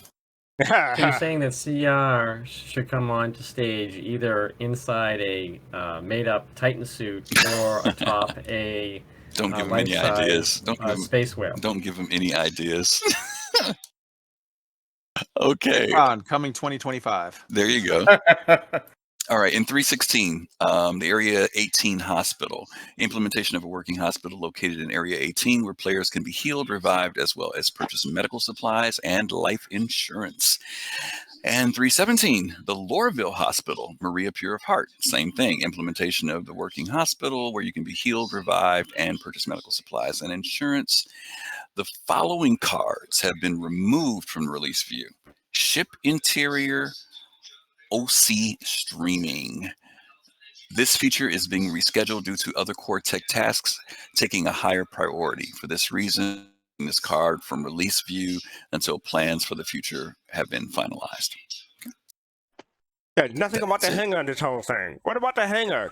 I want my hangar back. Anyway. 17. Yeah. I thought it was in 17. Isn't it in 17? Yeah, it is. It is. Hangars. It is. 17. They're in Yeah, 17. it's in there. Yeah, it's in there. It's not a So I gotta change, wait 'cause for it's- 315, 316, and 317. They got 3 patches to go. Dang. It'll be here before I you know it. know. You want your hanger. Think about the people who wanted a female character model that waited for years. See, you had to pull that card out, Jade. Wow. Hey, you gotta Saying, right? It's just saying. I'm not saying she doesn't have a point. I'm just saying. All right. No, I want our hangers too. I can't wait for them to come back. So the Area 18 and Lorville hospitals, how much of the landing zone are they going to have to redo for those? How much did they plan into that for future proofing? You know what I mean? Like with other ships, they didn't future proof the Constellation. They're going to have to redo it at some point in time. You lost me for a minute. Those hospitals are there. Their locations are No, there. they're there, but how much of the or to get like the New Babbage Hospital, they actually restructured the interior of the of that space to fit an entrance for the hospital. They the stairs around. Now you have 2 entrances of the stairs coming out of the hab, as opposed to that one stairwell that used to go straight down, and there was nothing there. So they actually put a building in there. So are they going to have to restructure a bit of Area 18 and restructure a bit of Lorville in order to fit the hospitals, which is why they're in separate patches? I don't know. Wouldn't they be in one patch? No, I don't know if they'll have to do any restructuring, only because for DK, for those 2 facilities, the buildings are there. Remember, they're blocked off. The doors are closed. You can't see anything inside of them. So, the build out on those, we don't even know what they're going to look like internally. I'm curious as to your point, because of where they're located, particularly Maria Pure of Heart, there's no landing zones. You got to land on the roof. That's the only place I can think of. There's that little landing pad. Oh, the one down in the hole, Yeah. down the pit, down there. Oh, Yeah, maybe. Boy, could you imagine people flying down there? Oh my God. Yeah. Yeah, we'll have to see. They normally put like the landing stuff or whatever for like flight life or whatever flight line, the life flight. They put those on the roofs of the hospitals and whatnot. Yeah, because these maniacs flying down into that pit, man. I don't know. Imagine trying to fly while you're wounded too. Yeah, well, they'll be trying to land at the M&V instead of the hospital, so you can go get Isn't a drink. the bar right there too? That's what I mean. That's what they'll be trying to land at the M&V instead of over at the hospital. So I don't trust that, but we'll see. You're in Lorville, you need a drink. Right. I can see that being a big traffic jam. 5 or 6 people trying to get down in there. Yeah, it'll be interesting. Leave, and that's going to be.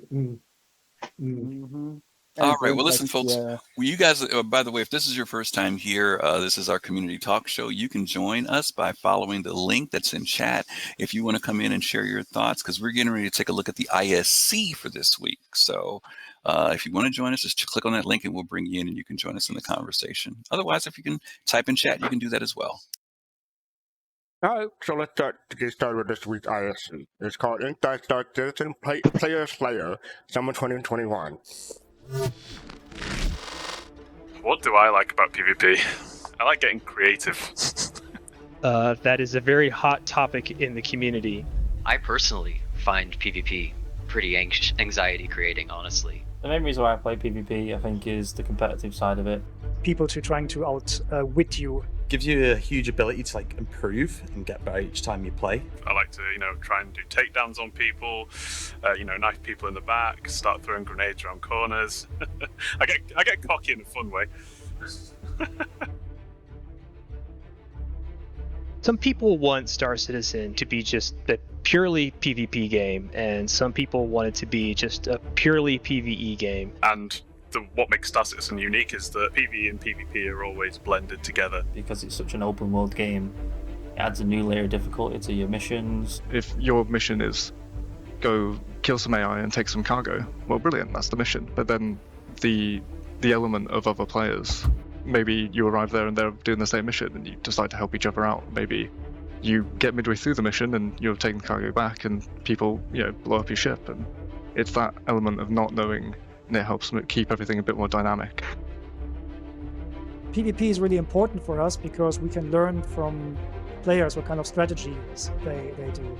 Players will always use weapons in ways that designers didn't intend. PvP has been an excellent testbed for coming up with new weapons, new ideas for weapons, new gadgets, and so on. Anything for the FPS experience, especially as Star Citizen's AI gets more and more advanced.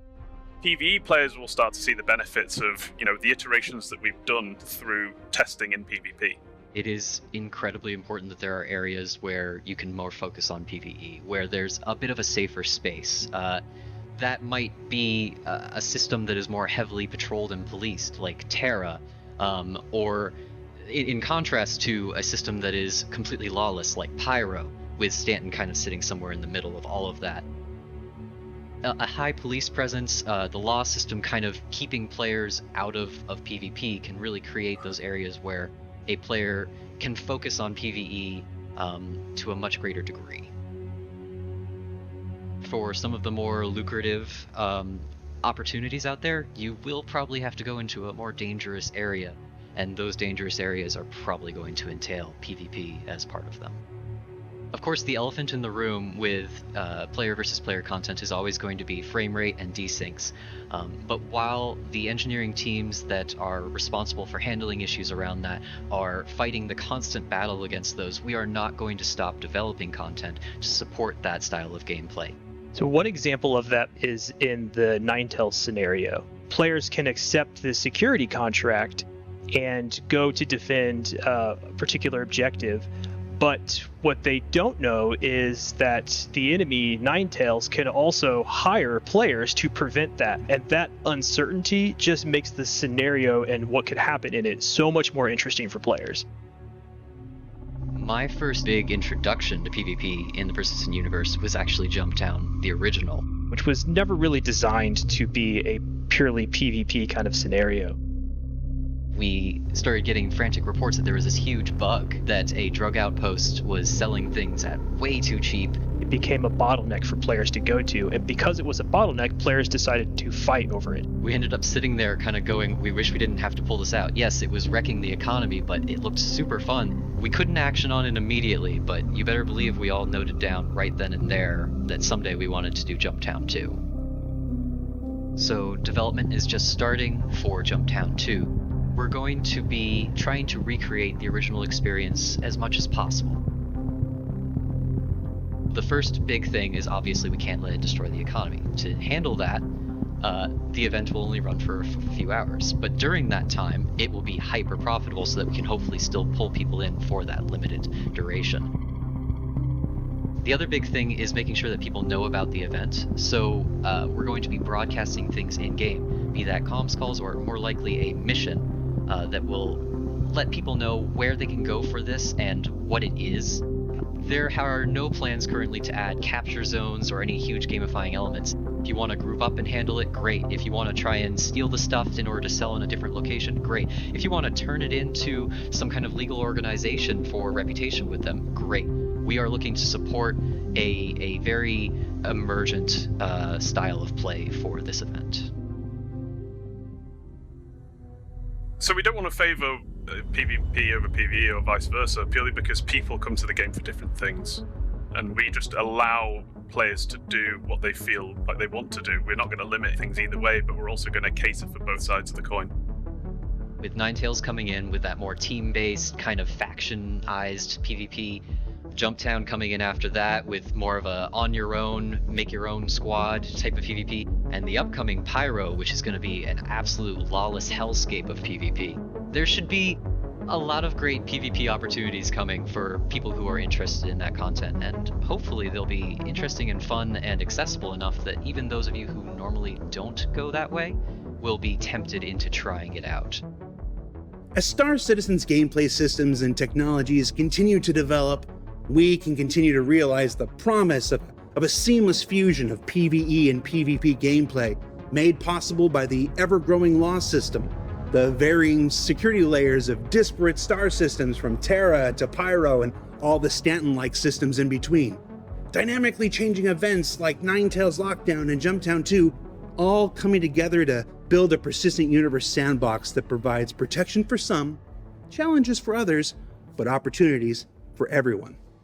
Now, realizing that promise isn't limited only to the PU. Improvements are also underway for an electronic access stalwart. Let's check in now with the team at Firesprite to see what. All right, so going to loop on that muted. Dark Knight. What are your thoughts on what we saw so far? Anything stood out to you?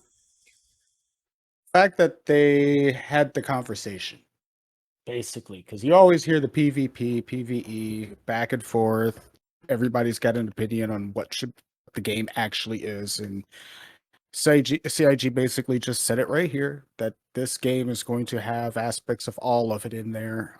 If you want to find spaces in the verse that are safer and better protected, you have those spaces. If you want to go into a completely lawless space where all hell can break loose, go for it. But there are ways to play the game, and there are going to be ways to engage in either straight up PvP and straight up PvE. It's all up to you. I think the idea of Jump Town 2, we'll see what happens. It's kind of seems like it's going to be scripted in a way that's Ninetales or Xenothreat, except a little bit more dynamic. But otherwise, I'll let everybody else kind of go off on this one. But I think good conversation. It was it was a good conversation at the time that they needed to talk about PvP. A lot of people have been up in gripes about it's an argument in the community, obviously, but I'm done. It's face to face. Okay, well, quick note: are we going to have an bar citizen tonight on this topic again, or Nope, saving it for Saturday. All right, sounds Saving good. it for Saturday. Yeah. Saturday. Not for Saturday. Yes. All right. Okay. All right. With that being said, I am definitely looking forward to. I am definitely looking forward to Jump Town. I have been itching to get into some FPS gameplay because I want to see how this goes down.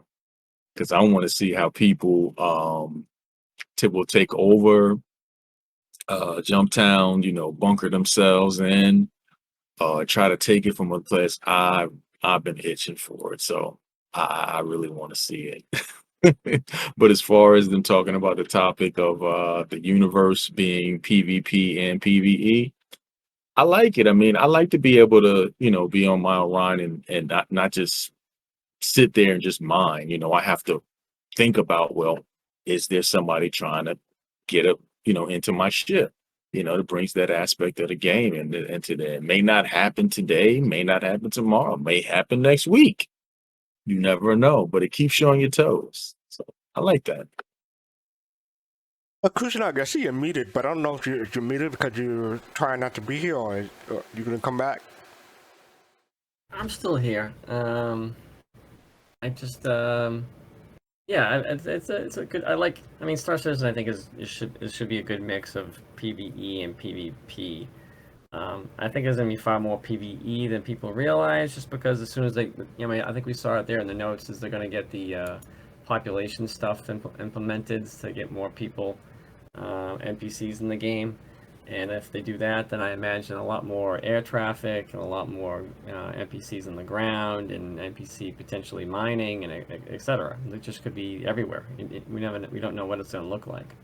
But certainly, yeah, what everybody's saying so far makes a lot of sense. So Jade, we were talking before the show. I know you have a lot to say about this aspect. Talking about Jump Town. Oh yeah, absolutely. So I am happy that Jumptown's coming back, but I am a little bit skeptical now seeing what their concept for it is, because one of the things that made Jumptown awesome was that no one knew what was going to happen. When you showed up there, let me just explain to new people, you didn't have a marker for Jumptown, number one. You had to spot it from orbit, right? Or have like somebody who was, really Knew how to get there. Yeah, you had to know how to get there. Then when you got there, you had no idea what was waiting for you. Now with server messages that it will tell you, yeah, there's something going on at Jumptown, it takes away that element of surprise, and also takes away that the idea that you could show up and there's nobody there and you make a ton of money with very little risk, or you could show up and a whole org is holding it down. Like now you're gonna know that you show up, there's gonna be a battle. And it's not as spontaneous. So it kind of takes something away from it. It'll be an interesting experience. It's going to be a different one from Jumptown 1. So they said that they wanted to recreate the experience as much as possible. You don't take much credence in that? I mean, it's right there. They told you Right. that they're not recreating the original experience. I was there. I know what the original experience was, and it wasn't people with server-wide messages saying, hey, there's something going on at Jumptown. If you had Jumptown to yourself, you weren't getting on, in-game chat saying, hey, I'm at Jumptown. Come shoot at me. Or, hey, I want to PvP with people at Jumptown. No, you were there buying your drugs quietly, shipping them to Levski and making a ton of money. So they're not really recreating it. They're creating something at Jumptown, but it's not going to be Jumptown as we knew it. Kaizen, what are your thoughts about anything we just said? Not just about Jumptown, but maybe PvP in general.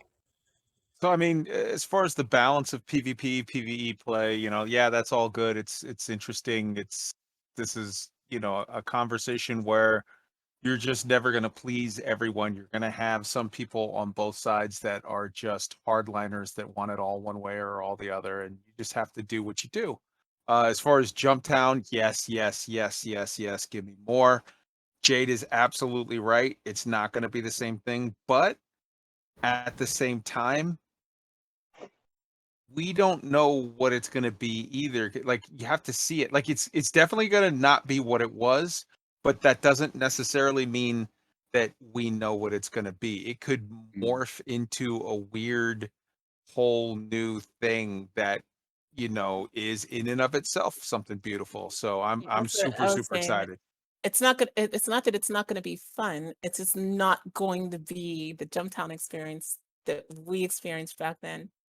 It couldn't be. There's no way it could be. But you know Well, what? I mean, it could be. They could just make it profitable, not put a marker on the map, have people learn how to find it. They could recreate Jumptown as we knew it. You know what I would like to see them do as a recreation is expand on what was there. The problem with Jumptown is that once you knew where it was, then that kind of killed part of the mystery, right?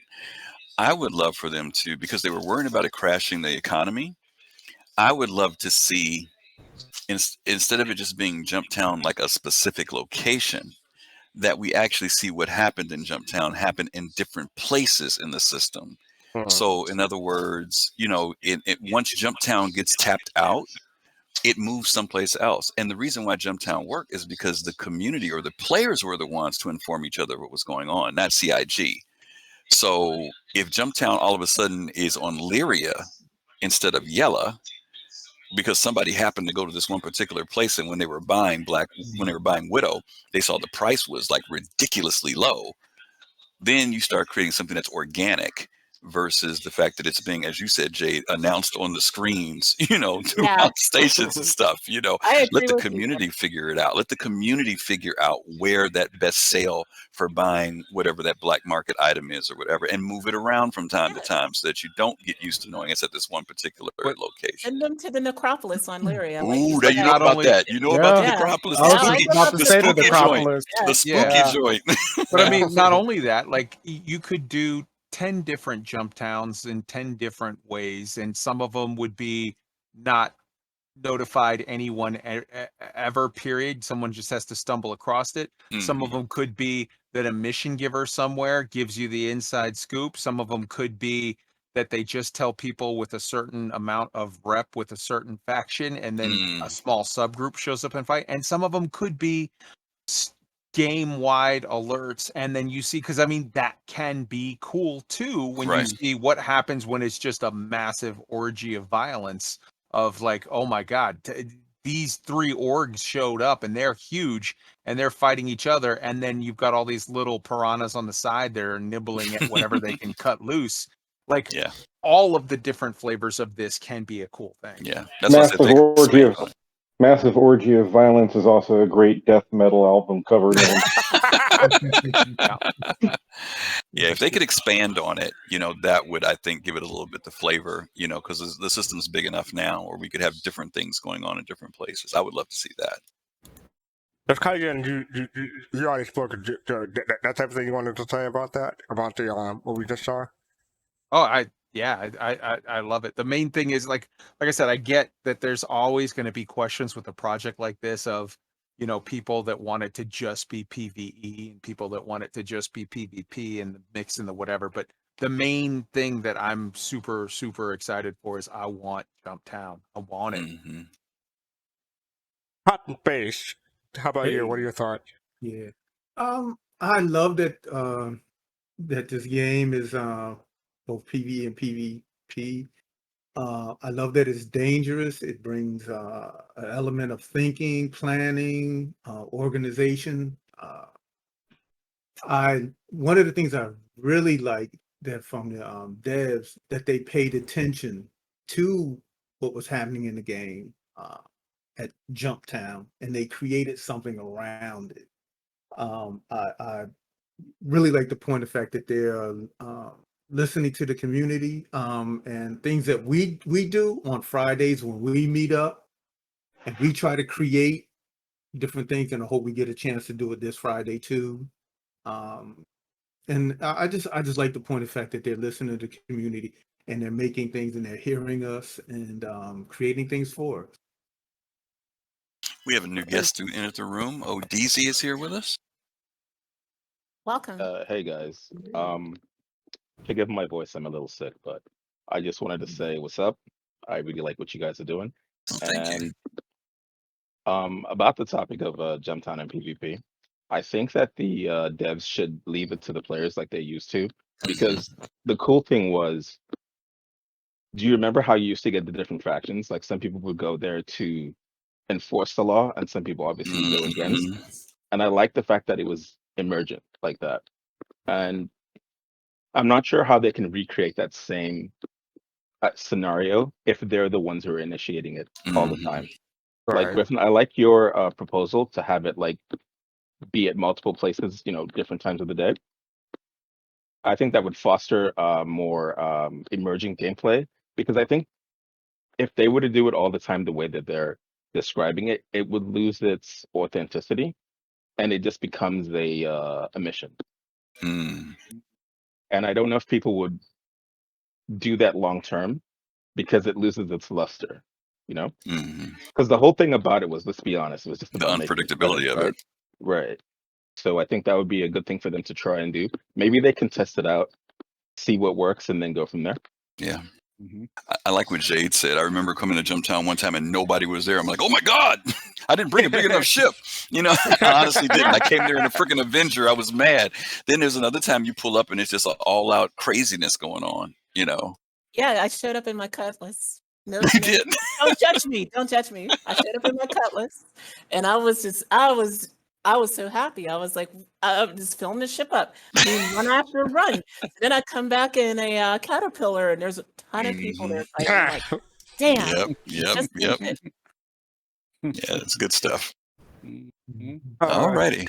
Alrighty. Did I go to pot space? And I know I We didn't get Kuno. We didn't get Kuno. Kuno. Okay. So, what do y'all think about this? I mean, I know this wouldn't exactly recreate it, but in terms of hedging in that direction, keeping from being too scripted, kind of combine a couple of things you already said. Griff's idea of multiple places, and Kai's idea of, it's not broadcast necessarily. And I know this isn't necessarily what CIG is going to do, but maybe it's something we should suggest they do.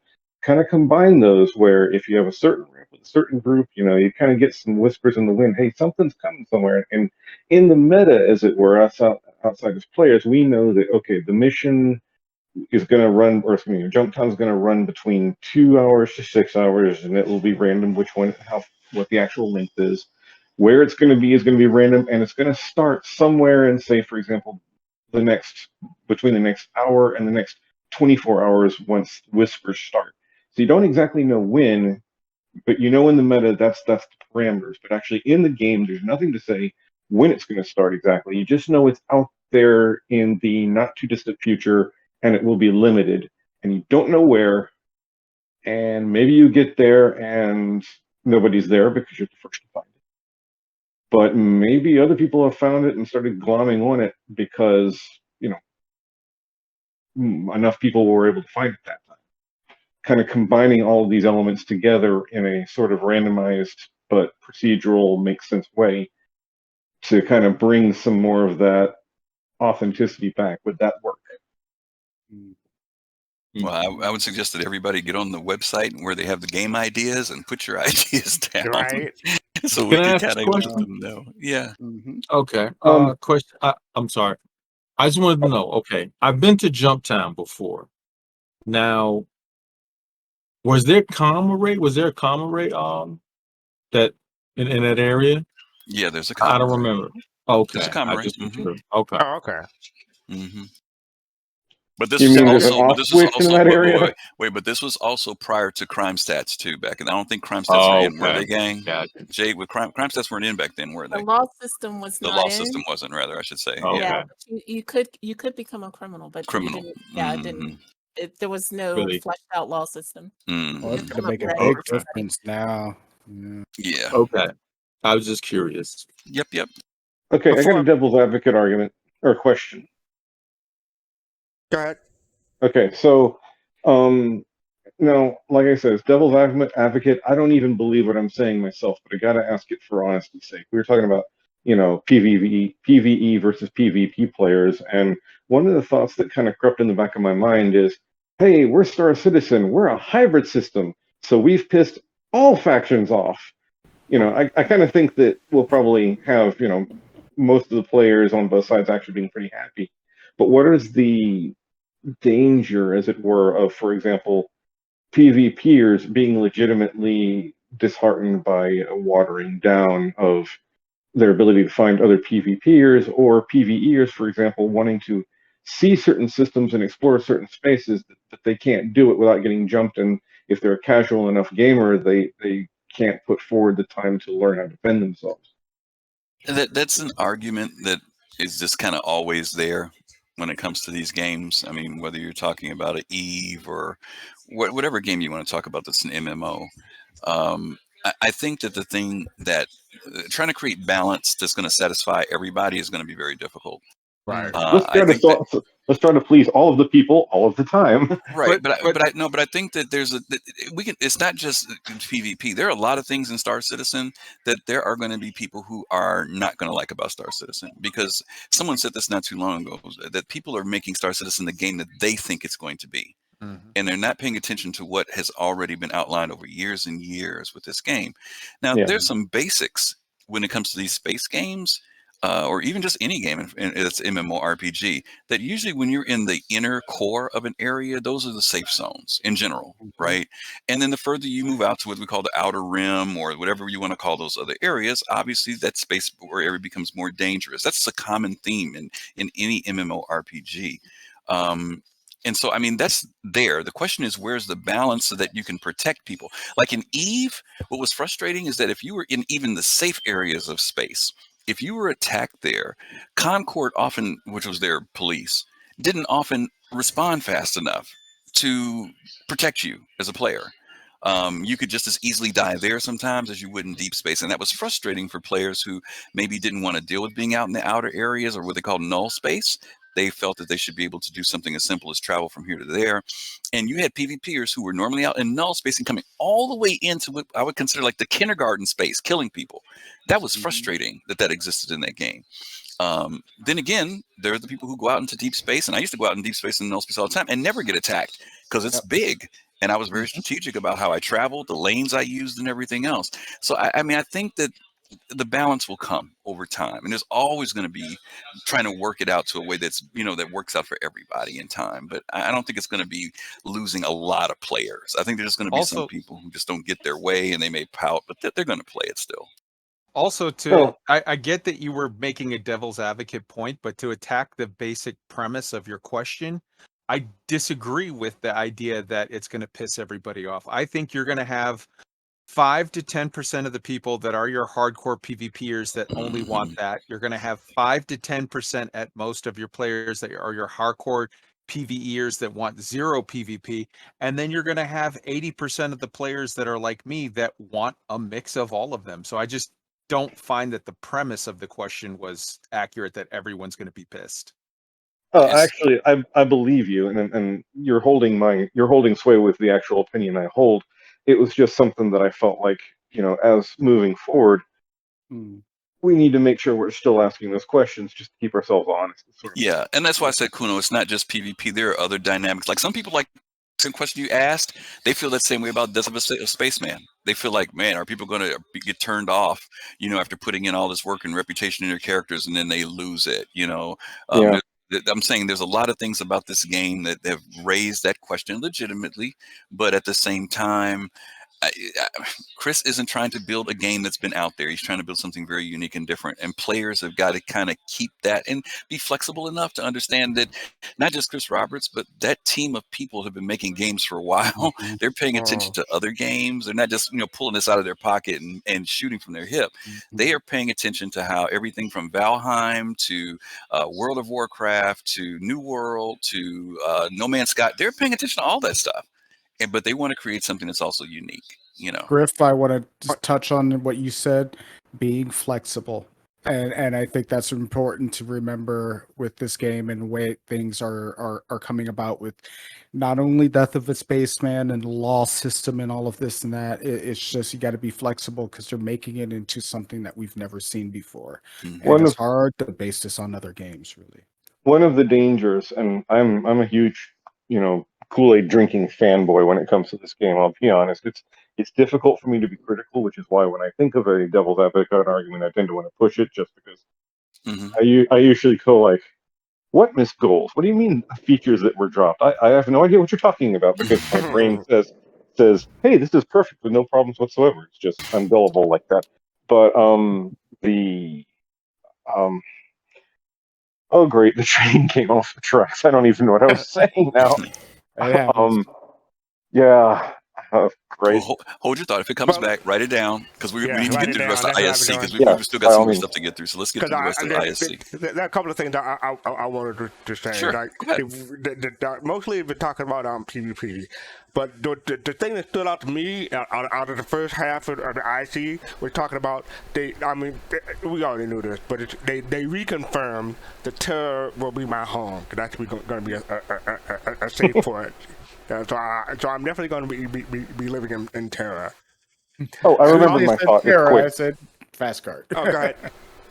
One of the dangers I think a lot of us, myself included, have with this game as a fan base is that it's sort of the empty vessel that we pour into it, even if we've been watching and listening since the beginning. Because like I started backing in 2013. As we're watching and listening to what you're saying, there's still a tendency to pour our hopes into it as more so than in terms of what we're expecting it to be, as opposed to letting them tell us what it's going to be. It's easy to get disappointed that way.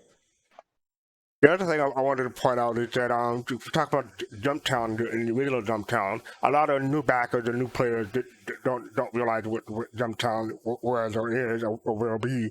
Jay touched on a lot of the details, but I just wanted to point out Paul, the actor pub, did a documentary on Jumptown Wars. And I'm going to put that into the Twitch chat. Don't watch it now because you still got more content to cover. But put it on a tab and come back to it. I think that's an interesting Jumptown. Definitely watch it after the show. It's a really good documentary. Mm-hmm. So I let's think one move of the on things to. that could. Oh, sorry. Sinalea, thank you for the follow. Aaron TTTV, thank you for the follow as well.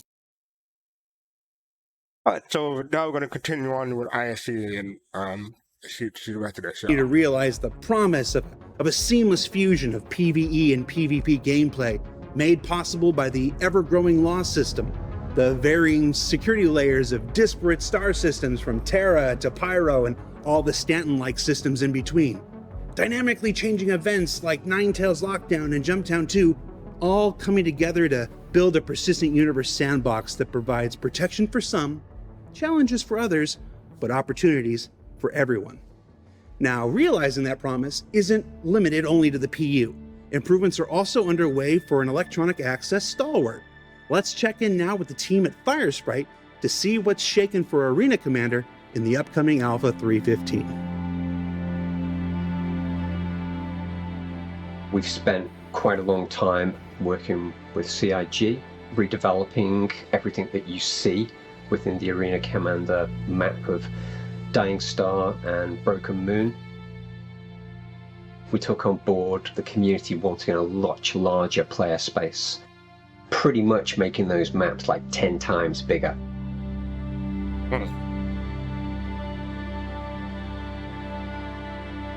They also thought along the lines of, well, navigation-wise, got to try to give the player some way to navigate so they know where they're going within the maps. So to provide that, we decided to look at the maps, dividing it into kind of 3 player spaces. So for example, Broken Moon, we've got an area that is a lot more packed full of asteroids. We've got an area that's a lot more open, and we've got an area that's got visuals that you can fly around. And the idea of that was to give the player 3 different kind of takes within the same map for different combat scenarios. And the same with Dying Star, we thought about it from the point of view of 3 different areas within the player space. Got a central station in the middle. You've got an area which is very much more of that dark kind of clustered space. You've got a section which is almost entirely submerged in a gas cloud. You've got kind of larger, much more imposing asteroids with kind of smaller chunks littered around for people to fly in and around. Which is really, really cool. Adds like a layer of difficulty, I guess you could say. You can try and outsmart your opponents, fly through the clouds, try and lose them. Dying Star, as you know, is based in the Pyro system. Because Arena Commander is electronic access and therefore not representative one-to-one of the game, because it's a game within a game, we're not representing Pyro as you see it in the PU, we're representing it as its own thing. That meant that there was an increase in the diversity of colours, the saturation, the hue, and then we've also got the brand new volumetric gas clouds thrown into the map. But it is where we kind of depart, and we've then taken on the art direction from the original concepts. So with Broken Moon, the idea there was that you would have almost this beautiful vista, this marble of a planet, and realised that that was the intent, and we could now do it. So where the maps are at present, it's still a work in progress. I think we've taken them into the next realm of development, using the new tools, the new technology. They're looking much closer to the original concept, and I think that people are going to be really enjoying the new experience that we've delivered. So what did we learn this week? Well, we learned that the new dynamic event system isn't just for large-scale PvP encounters. It can also be used to help blend unpredictable PvP opportunities into the persistent universe, like with the upcoming Jumptown 2.0. That PvP testing can have an immensely beneficial effect on the development of PvE armor, weapons, and encounters. And that old Arena Commander favorites like Dying Star and Broken Moon are getting just a little TLC in the upcoming Alpha 3.15. Now, don't forget, we're on the road to Digital CitizenCon this October 9th, and the cosplay contest is returning. Check out the website for more details, and be careful with the bagheads. Responsible. For Inside Star Citizen, I'm Jared Huckabee. We'll see you all next week.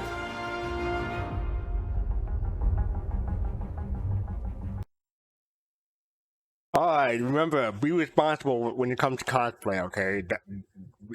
Be careful when you wear those bag hats. That's all I gotta say. Christian Augie, what you thought of the last half of ISC?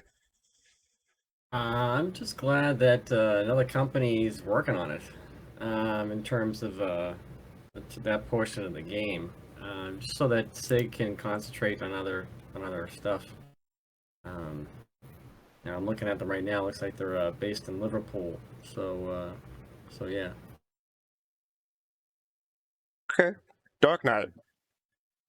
You know what? You touched on something good there, Admiral, is that Fire Sprite, being kind of a separate company that's putting together these aspects of Arena Commander, and I think it looks really cool what they're doing and changing up the maps and adding more space to the maps. I don't play a lot of Arena Commander, but of what I have played, it's seeing these visuals changes is really cool. I mean, it's going to bring a new aspect to the game in itself, and I'd be interested to see how when they put this into the simulators in the game itself. You can sit in there and play Arena Commander when you're on your ship. Okay. Face to face. I love this. I'm gonna live in it. What I part are you love gonna the live update. in? What specifically? Just getting in there and just practicing. You know, Arena Commander definitely did need some love. But I mean, we've had some good squad battles in there. It's a good training ground for ship to ship combat. And I mean, to be able to add the elements of volumetric clouds, more asteroids. They also included the Lagrange points in there, so the way that you can that is a simulation because a lot of PvP action happens around there. So I mean, I like it. I like it.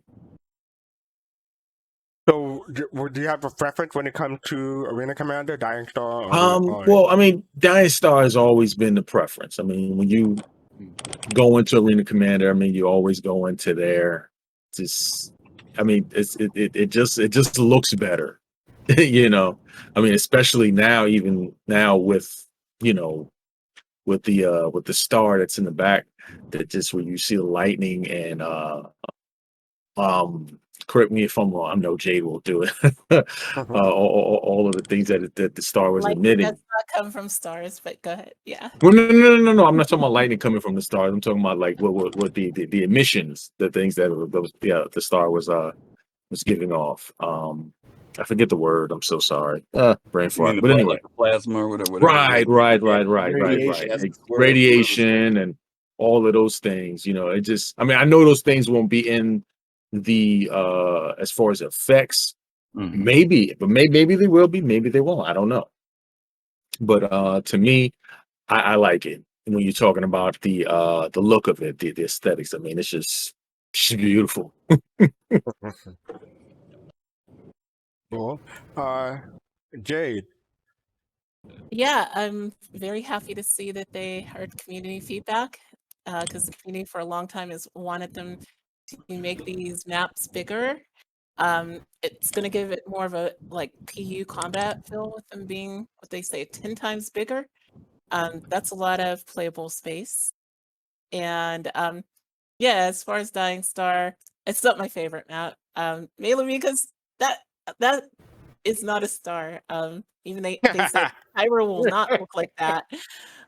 It was an unfortunate name because an M dwarf would not die. They last about the life of the universe. So yeah, I am very much looking forward to having a bigger area to practice combat. Dying ship combat. Planet, Jade? What's that? Dying Planet? Dying Planet could work. Yeah, I mean, it could be some planet bunk buster sci-fi bomb or something. There Yeah, we go. Okay, Death Star. Mysterious swirling vortex of pure evil. Yeah, and lore, these are games inside the Star Citizen universe. They're kind of arcadey by their very nature. That's why they cranked up the saturation and all that. And the other system, Broken Moon, that's actually the Tyrannus system in game lore. So, in case any of you were wondering, that's supposed to be a real planet. Good to know. Yeah. Jade is our resident lore person to go to. So I'm nothing on call though. And science. ODG, are you there? Yeah, I'm here. What are your thoughts? I don't really Arena Commander that much. Probably been there like less than 10 times, but I'm glad they are updating it. That actually does look a lot better. I'm not sure about you guys, but I'm not a fan of the lightning. It's not the same lightning they showed off like a couple weeks ago. It looks very like comic book, you know? I don't know if you guys caught that at all. Maybe it's just me. I'm not sure. Yeah, they mentioned even that, it's supposed to be like arcadey because it's a game within the Star Citizen universe. Yeah. They made it look that way so you could differentiate. I think they should keep it like 1-to-1 though, because this is basically practice, right? And another thing is, I think it'll be a great test bed for them to try things like what Fist to Face was saying, right? If they have radiation, they want to bring it in for the active status system. Try it here first, right? Have the radiation affect your ships, whatever, right? And then they can use whatever telemetry they get from this in the PU.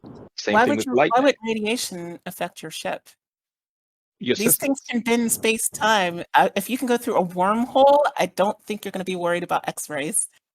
But Probably aren't they depends going on to the type of actually? radiation and the quantity in question. Right, they're actually going to. My point is, though, it makes no logical sense. Like, certain things have to make some logical sense, or they totally break the immersive experience. Everybody can drink if they want, but yeah, I mean, I could, when they mentioned radiation, they talked about it affecting your character, like on foot or spacewalking. That makes sense because you don't have the protection of a hull. But these ships, they're designed for interstellar travel through wormholes. I don't see why they would be affected by radiation in space unless you were like right near a star or something like that. Well, Jade, how does EMP affect ship then? Well, that's another interesting thing. I think the reason that EMP affects ships is that it's a pulse. At least that's how I've worked it up in my mind. It's that sudden surge. But yeah, radiation in space tend to be more diffuse. I mean, you could say the same thing for that, couldn't you? That 900 years in the future, I'm pretty sure they have technology so that EMPs are basically null. They have a null effect on electronics at all, right? But they still need it for gameplay purposes, right? So I'm just saying they could test it in Arena Commander and It's then like when apply it people to the talk about PU. weather affecting their ships. If you can hover, in a sandstorm, I have no problem with that. 930 years in the future. Maybe the term EMP is an archaic term from our present time, hundreds of years in the quote unquote past, and that they've kept up with the term, but it's the EMP that we see is fundamentally a different phenomenon than what we understand it today. They're actually using some other aspect of the electromagnetic spectrum, or maybe not even the electromagnetic spectrum. Well, the E stands for electromagnetic, so. No, I'm saying that what if the name is a holdover from today that Yeah, that like they did with lasers. yeah, exactly. I mean, Yeah. exactly. Sure. Yeah, sure. All right. I mean, it's just make up a new name, right? I would say at that point, just make up a new name. If it's a different thing, people have an idea what an EMP is. They have an idea what a laser is. If it's going to behave differently from those things, just make up a new name. I always get the impression that pyro would be safe if you were fairly far out, but it was only when you were pretty close in, like Pyro 1, Pyro 2 type areas, that it could be potentially dangerous, like being caught in the middle of a coronal mass ejection kind of. Yeah, like if you got hit by a coronal mass ejection, I could totally see that. I mean, that's the equivalent of an EMP, but naturally. So yeah.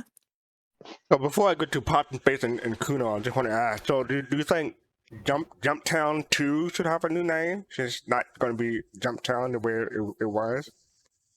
If it moved around like Griffin I would love, then I would definitely be in favor of a new name, because if Jumptown is happening at the Necropolis or it's happening at the orphanage, it's not really Jumptown anymore. It's something else. Well, I think they should have some.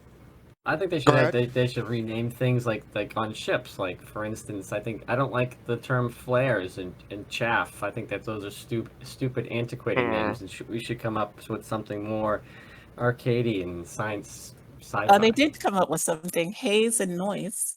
Yeah, I didn't hear that. Yeah. Well, I think my name for Jumptown 2 would be Jumptown 2, the Electric Boogaloo. Oh no! He pulled it back. He pulled it back out. We should have known. What about Crazy Larry's Drug Bonanza? Yeah, that will work too. Pops, what are your thoughts about the last half of ISC? I love all the assets that they're adding. Is getting bigger, but the one thing I really am excited for with that is the volumetric cloud, because it's almost it's a hide and seek. It can become a hide and seek kind of a thing going in those, because the clouds are nice and thick. So that aspect of it, adding to that, you have to hunt and find, so it's not just a straight out in the open kind of a thing. Okay, Kuno. When I don't have a lot to contribute. I just know that when they announced the rework of the maps and the fact that they were getting much bigger, I had a visceral kind of inhalation of a fresh breath, like, oh, thank God. Right. The only thing, and I generally have been in Arena Commander a lot, and it's usually either to train with other people or to, just generally hone on skills of, flying skills in general, as opposed to specifically dogfighting. I'd kind of like to see them add another map or two, and maybe this will account for this problem. For example, I love the idea of being able. In the past, I've always gone with Broken Moon. That was always my favorite, because I liked having to maneuver around the rocks to, in the midst of combat, be constantly keeping my head on a swivel, because I thought that was good training. But if you're out on most of the black, it's generally empty. You should probably also have a large empty area, which they're saying that some of the areas might be empty on the maps now, but I don't know if it'll be big enough for what I'm talking about, where, instead of being able to hide behind rocks or duck around objects, you're forced out into nothingness, and you've got to just contend with your enemies that way, because, well, if it's training, well, that's something that tends to happen more often than not. I kind of wish they'd bring that in too. Well, my thought for the last half is that something that stuck out to me was that they're making it 10 times bigger. Someone else pointed out too, that they're making it bigger. But 10 times the size is going to be quite an improvement over what we have right now. So I'm looking forward to it. I think I like Broken Moon more than Dying Star. Yeah, same here. Yeah, Broken Moon was the one with the terraforming, the platform thing in it. I'm Yes. mixed up. Yeah, so yeah, I like that one better, but that's just me. Yeah, I like And it. we have, go ahead. I said I was just agreeing. Yeah, I like that one more than Dying Star. And we have Griffin back. Welcome back, Griffin. Welcome back. Can you hear us? So, what are your thoughts about the last half of ISC? Yeah, I mean, I like the fact, well, they said they expanded it out, like 10 times in size. I think it's just going to be a great training ground for people, especially people who are just kind of coming into the game, trying to figure out how to, everything from programming their joysticks on out to practicing with folk. Obviously, it's not a replacement for the verse itself. Just a lot of us going there when we want to see something on our ship, or just go show people what's in the game, what our ship looks like. So I think it has its place. And like Jade said earlier, people have been asking, for the expansion of that. Whether they'll come up with some other maps later on will be interesting. But you got to be careful, because they put too much time into that. People are saying, why are they putting so much time in Arena Commander? This is working in the game, blah, blah, blah, blah. So, I think there are people who will appreciate the fact that they're updating it at the very least. Yeah, after this, they're going to have to update the racing of the classic racing variant. So hopefully they'll be able to do that and not put too much time, or put enough time to it that it doesn't take away from something else. Put it that way. Right. All right. So, any final thoughts about ISC in general? I'm not gonna make any more jokes about Jumptown 2. That's just Boogaloo. Have you guys noticed that they repurposed the old rest stops? And I actually prefer them to some of the new ones that we have right now. I wish we could have them like in outflung areas, like in the verse and stuff, rather than it just being in this map, because I thought they were really cool. Like, the original truck stops, I guess that's what they were called. The old truck stops, yeah. Just wait till we get Pyro. Yeah. They're not going to be the ones that we have in Stanton. I'm just going to say that. Yeah, there'll be some junky spots out there, that's for sure. Hey, I know they repurposed some. I know they repurposed some video from Star Marine in that. I was like, "Is that Star Marine video?" And then they showed it again. I'm like, "It's definitely a Star Marine video." Someone asked me something? I had a request that you hybridize the name so that it's the Electric Orgy of Violence. Or the Orgy of Violence Boogaloo? Yeah, sure, that'll work too. Okay. We'll, Are there we'll get right on 1950s that. nurses that work there? Look at Griff shaking his head. Don't feed the lions. Yeah. Okay? Don't feed the Yeah. lions. Okay. I'm a lion? Okay. I'll take that. So next up we have... No, from the Wizard of Oz. Oh, hold on. Put him up. No, anyway.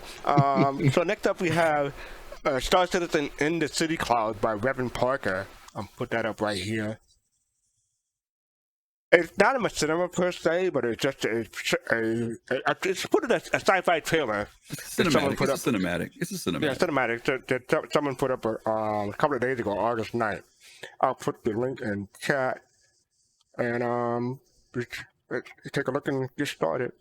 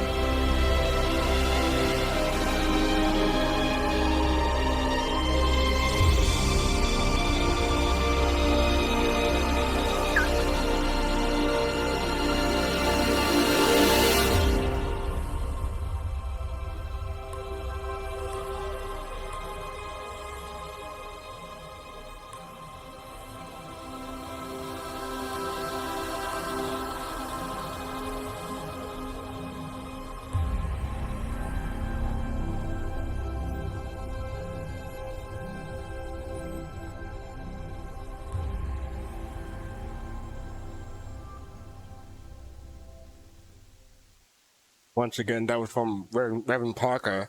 Let's go in reverse order this time. Kuno, what are your thoughts?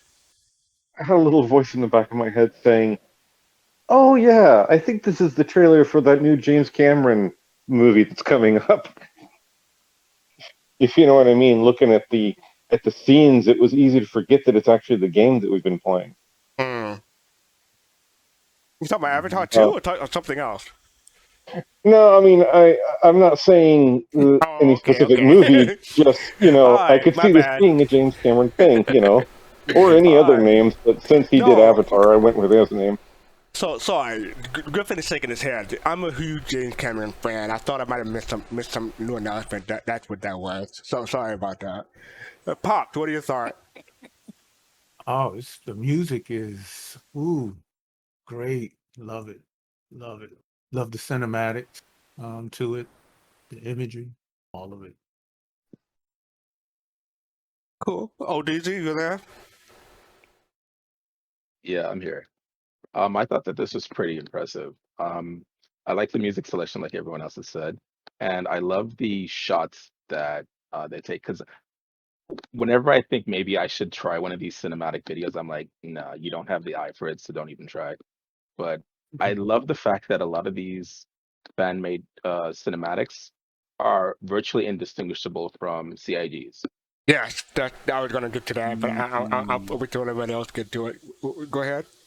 Like, I don't know if any of you guys have ever, I don't know, tortured yourself and maybe gone to like see the comment section of a CIG like video on like IGN or game trailers and just read the comments. Mhm. A lot of people actually assume that they're all CGI cinematic Yeah, trailers, and they don't yeah. realize that this is actually in game. Mm-hmm. So even though CIG may make the cinematic in engine, it's still using the same game assets that we have access to when we play the game. Right. So Are any of even us though really that? what was that, Are sir? any of us really? Are any of us really masochistic enough to go reading the comments? I did Sometimes I like in want that 20. smoke though, I did in So 2014, 2015 until I got wise to it. But at the beginning I did, but not now. No. it's like the same fascination I have with flat Earth. I don't believe in it, but it's nice to see how people think and why they think the way they do. Oh my So goodness. I mean, it's very interesting. Yeah. Like how they basically, obviously they argue in bad faith, and they spread around a lot of misinformation. But it's amazing. It's a testament to CIG that they can create this and be so believable that people will just assume it's CGI. So I thought that this was a very, very good fan-made trailer. And there've been a lot of really great fan-made trailers that I just don't know why CIG doesn't use them for their material. Well, it's not that they don't use them. They hire the people who make them so they can make their own and they get, I mean, for the company. So Oh, actually, never they mind. pick up a lot of artists.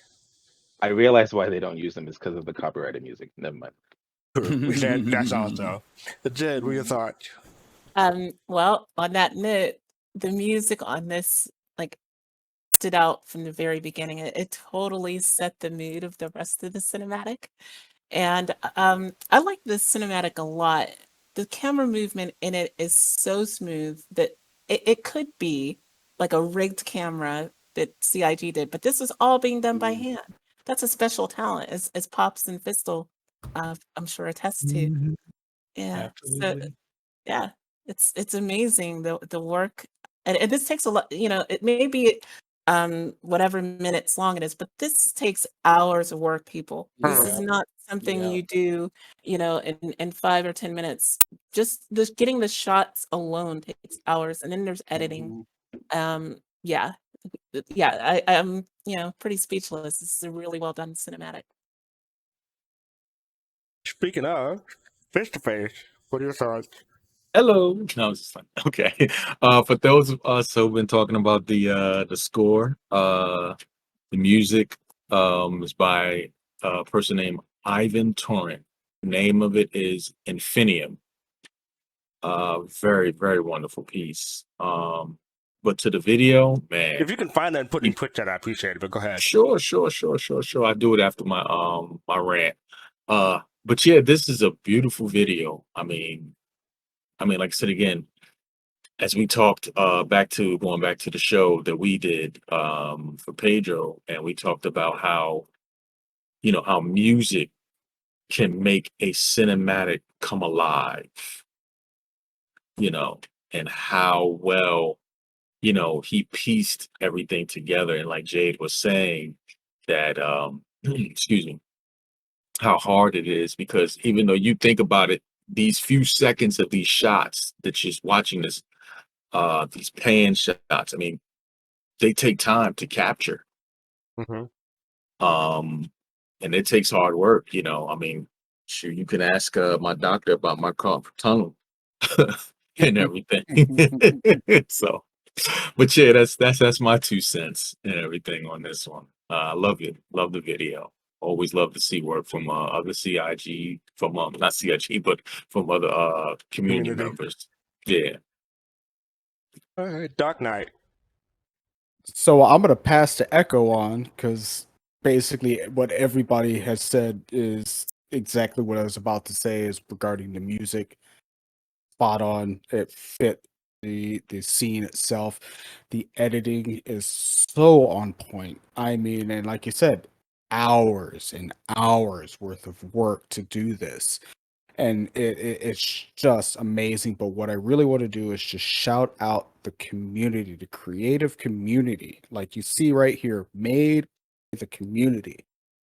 This community and this creativity is absolutely astounding. And I always looked at Star Citizen as a base for what kind of cinematics we're going to see coming out of this, whether it be series or short films or what have you.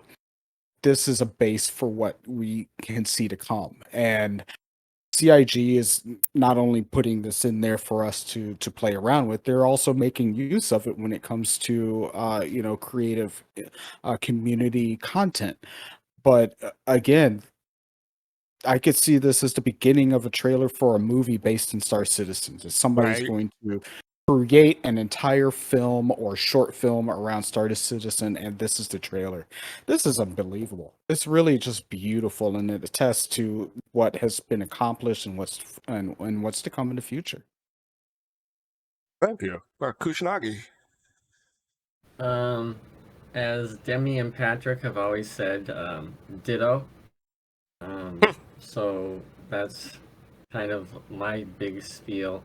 I will say that when the music started, I'm like, the way it was going on, it was just reminding me of like, just some amazing, sci-fi films or just big Hollywood stuff. And I started looking, I'm like, is this how like Prometheus started? And while everybody's talking, I'm like looking up, movie trailers to figure out like what's pinging my mind here. But yeah, that's it. It was just it was a very great the art that he picked up on here, and the pictures and the music is just fantastic.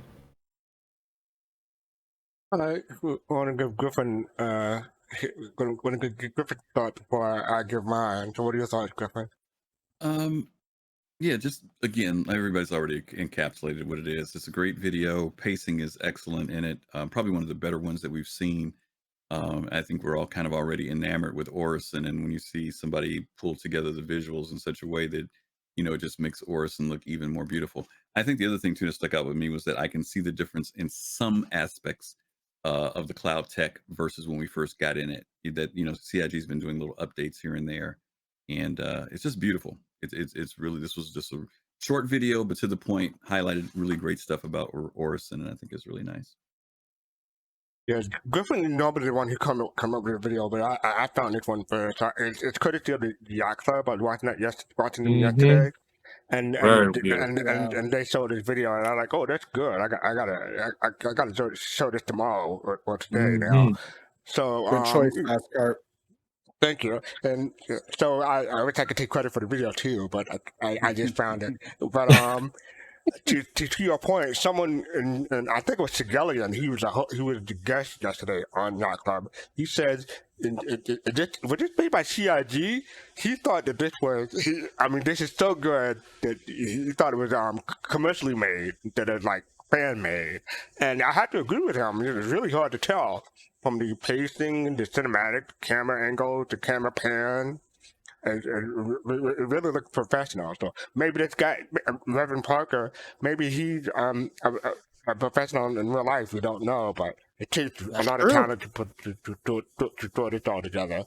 Mm-hmm. One thing I want to ask is if I could ever get him on a show or something like that. Ask him how did he get these clean frames from the PTU? The frames. Well. See, it's interesting because different people have different issues with frame rate. Right. Some people have no frame rate issues at all when they go in. Other people have jerkiness like crazy, 10 frames, whatever. It all depends. Some people have really high-end rigs and still have issues with frame rates. Other people have moderate rigs and they don't get the frame rate issues. So, but the fact that he's doing much slower pans makes a big difference too with his camera movement. That's something I noticed. Go ahead. Oh, thank you. That speaks to something I noticed a lot of, and I know this isn't a machinima in the, as you were saying per se, but a lot of machinimas, I find myself a lot of times saying, yeah, that's a really good machinima for a machinima. But I don't really think it's that great compared to other media forms because, there's a lot of limitations to what you can do in a video game, and actually make it work right and look natural. And Star Citizen even pushes that limit out pretty good with face over IP and things like that. One of the things I noticed about this video is it didn't reach too far. It reached well within its limits and took what it could do what it could do rather naturally and polished the ever living crud out of it. And that's part of what made it beautiful. That's very good. By the way, let me real quick make a quick shout out to Abyss 1144N. ODZ, we saw you jump in. Thanks for the follow, buddy. Keith Venom 1 for the follow, and also I hope it's Krios or Krios. Hope I'm not slaughtering your name. Thank you for the follow as well. We appreciate you all following. I just want to say, it just occurred to me while you were talking.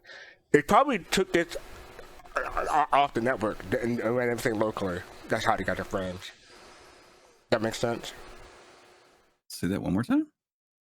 They ran it locally instead of connecting to the servers. I've been able to do that for over a year and a half. Really? Yeah. And I'm I think lost. that system is broken now. You can't do that anymore. Yeah. But I have a question about people and their experience with frame rates and stuff. Did you guys notice that when you went into, I don't know if you guys went into the PTU for 314, but I noticed that I had much better frame time. So even though my FPS was around I think I was getting 35 to 45 in Orison, it was a much smoother experience because the frame time was a lot better. Did you guys notice that as well? Yeah, I did. My frames, yes. I didn't have problems with frames. When I first went in, I had problems with desync, but frames were not an issue for me. In the last PTU update yesterday, I don't think there were many people in the PTU at the time because usually these half-patch PTUs, most people don't go in there. It was incredibly smooth. Yeah. Incredibly smooth. Everything was incredibly very responsive. Putting on my helmet was instant. It was literally instantaneous. I've never had an experience where putting on my helmet was instant. It was just unbelievable. So it's there. I mean, it's very possible. It's just we're at a point right now where it's just heavy traffic, server traffic. It's just causing desync issues. Again, they should probably drop the server pop.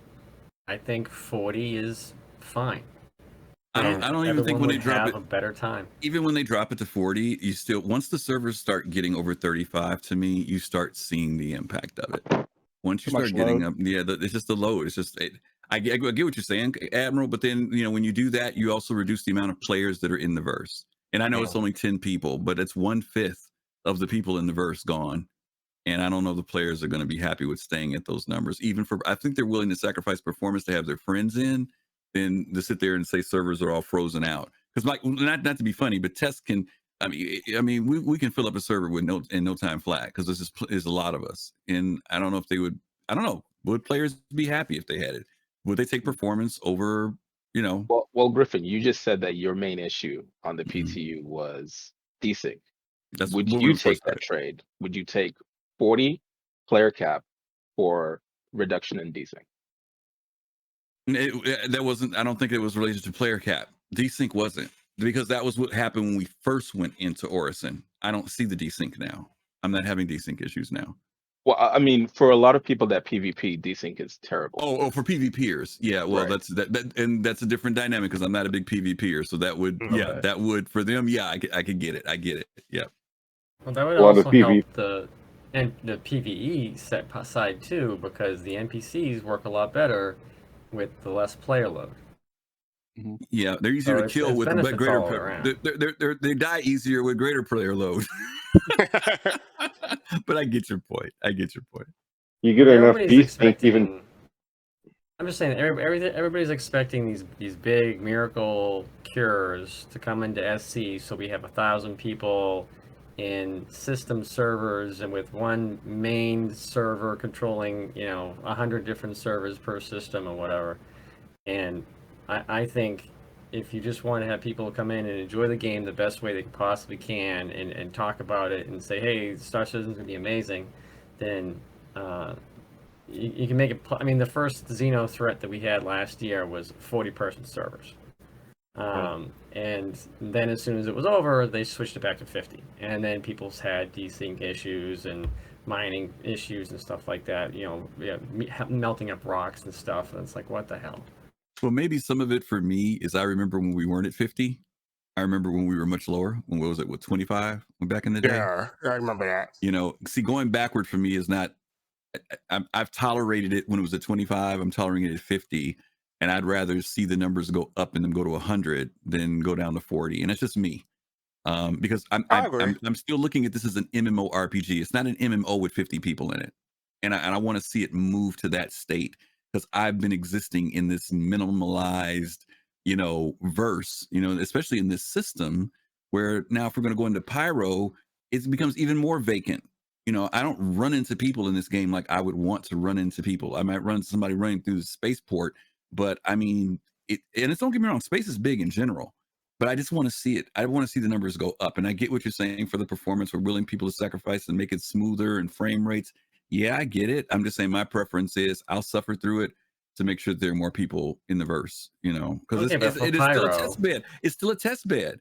I mean, to talk about performance in a test bed at alpha, I mean, my attitude is we're going to have those issues, and but for the jump, should the jump that you do, should that throw you into a new server for a different system? Oh, that would be. Pyro have its own server? They're going that's what we're hoping that the whole server meshing thing is going to do when it comes out. Somebody just gave us 5 gifts. Commander Linku, thank you so much for the 5 gift subs. You all give some love out in that direction for the commander for hooking us up tonight. Thank you. Yeah, it's a trade-off, Admiral. I get it. It is a trade-off. I'm hoping that this whole thing with Pyro, and if most of us believe we're going to see it at CitizenCon. Whether they announce to us that it's, like sometimes the CitizenCon will tell you, and it's available right now, we're uploading it. Well, whether that's going to be the case or not is another story. But I would hope that when we do step into Pyro, it's because server meshing is able to allow us to be able to do what it's supposed to do, and that players can be in the game at that point. It's a real major thing for that to happen. And unless it doesn't happen, then yeah, maybe we will. At that Pyro point, we will have to reduce down. I think we would have to, but we'll see. Well, Griffin, you want to give us the background on the machinima that we're about to show? Yeah, this is our final one. This one is a machinima. I stumbled across this one. Since the first one was kind of short, we kind of threw a second one in, which we'll do from time to time. It was Lonely Miner, I think it is. Lonely Miner. Yeah, if you guys haven't seen it, for those of you who are into the mining thing, you might kind of dig this, and maybe you'll even be able to identify with what the person is saying in this. So yeah, let's go ahead and fire it up.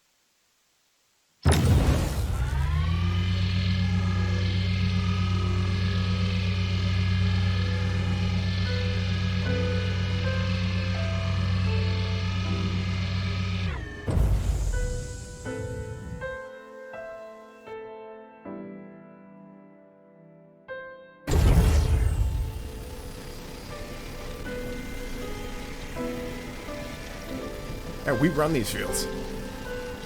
At least that's what I say aloud, to make myself feel a little tough. Mining is something a lot of folks just stay away from. Solo mining especially.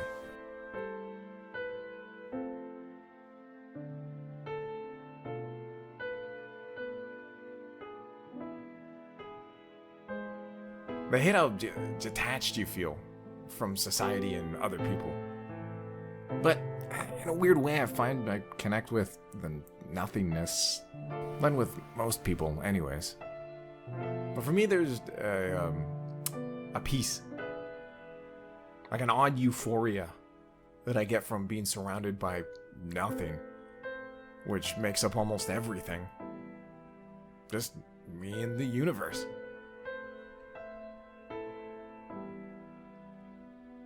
Some people say that I'm wasting my life away in a void, do something more exciting. But to me, when I'm out there, one-on-one, with the entire universe, the serenity just makes me feel so much more alive than anything ever has.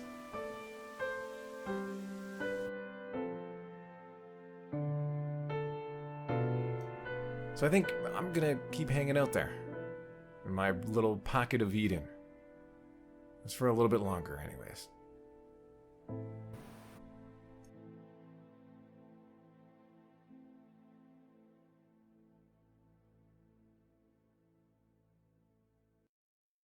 All right. Let's go in reverse order, starting with Kushtagi this time. What are your thoughts? Lonely Miner.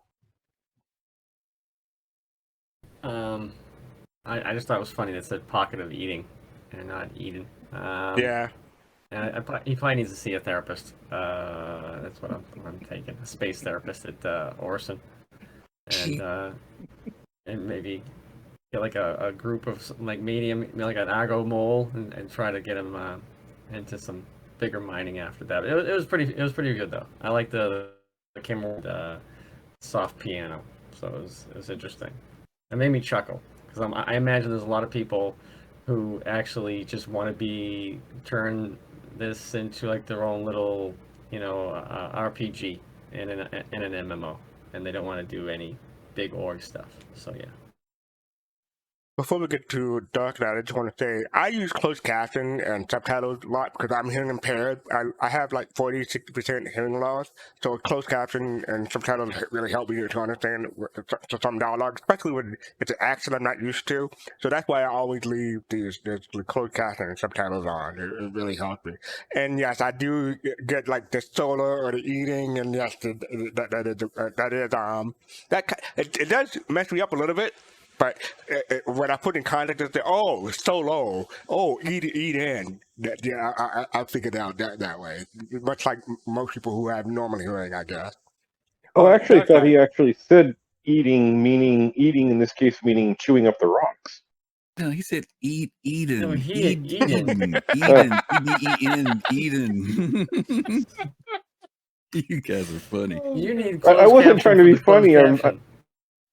I know I'm going to make myself sound the fool, but I legitimate thought he was using that as a way of describing the mining operations. Oh, no, he was saying his little pocket of Eden. Yeah. All right, Dark Knight, what are your thoughts? Oh, Admiral had me cracking up on that one. Anyway, I thought this was a really well done video again.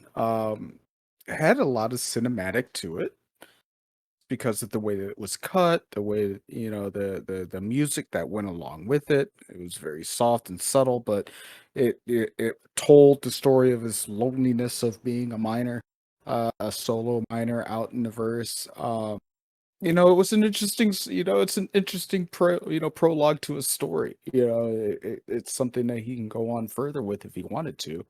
But I thought it was well done. He used the assets within the game very well.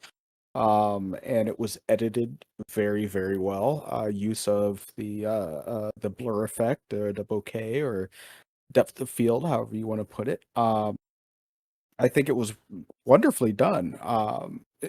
The only gripe that I would have is that he could probably use a better microphone. That's about it. All right, face to face. I think this guy needs some friends. Yeah. That's your only thought? Nah, not really. I mean, I was going to say, I like the video, cinematics and everything. But yeah, he does need some friends. Needs some mining friends. Mining friends, okay. Yeah, he needs some good mining friends. Just put on some Spotify, to keep you company. Hey, Jade, what's your thought? Would you be his friend? I concur with well, I mean, it depends. How much is it in? How much am I gonna make from being his friend if he's out mining, right? Like, if we can split it 50-50, I'll be all right. I'm no Ferengi or anything, but yeah. No, I like Jade, how Jade is coming out there. Say, I'll be his friend for a price. Yeah, everything in the verse has a price. No, what do you have any other thoughts? Yeah, it was a good video. I would I don't know, like there's something a bit off. Watching that mining thing just like shaking there.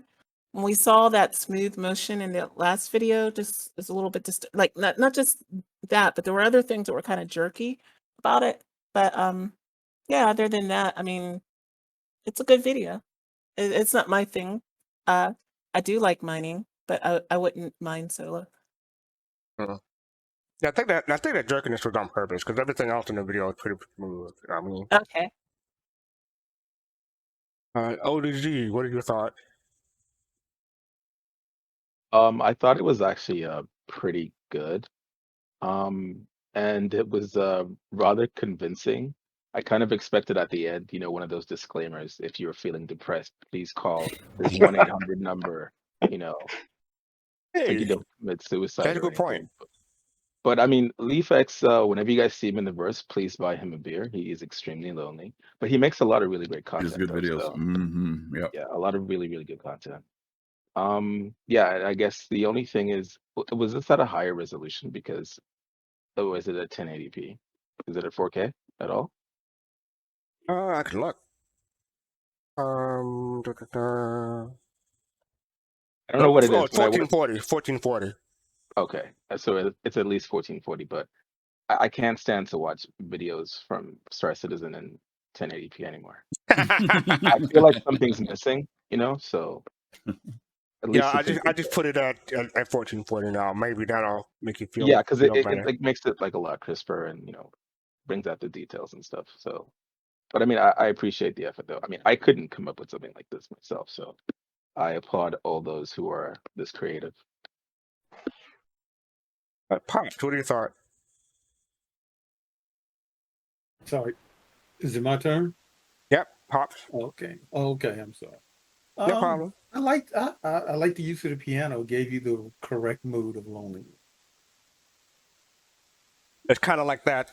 The OG Incredible Hulk, Bruce Banner walking down at the end of the episode. That solo piano. The old sitcom. Yeah. Those are good ones. Fast cut. Yeah. Kuno, what are your thoughts?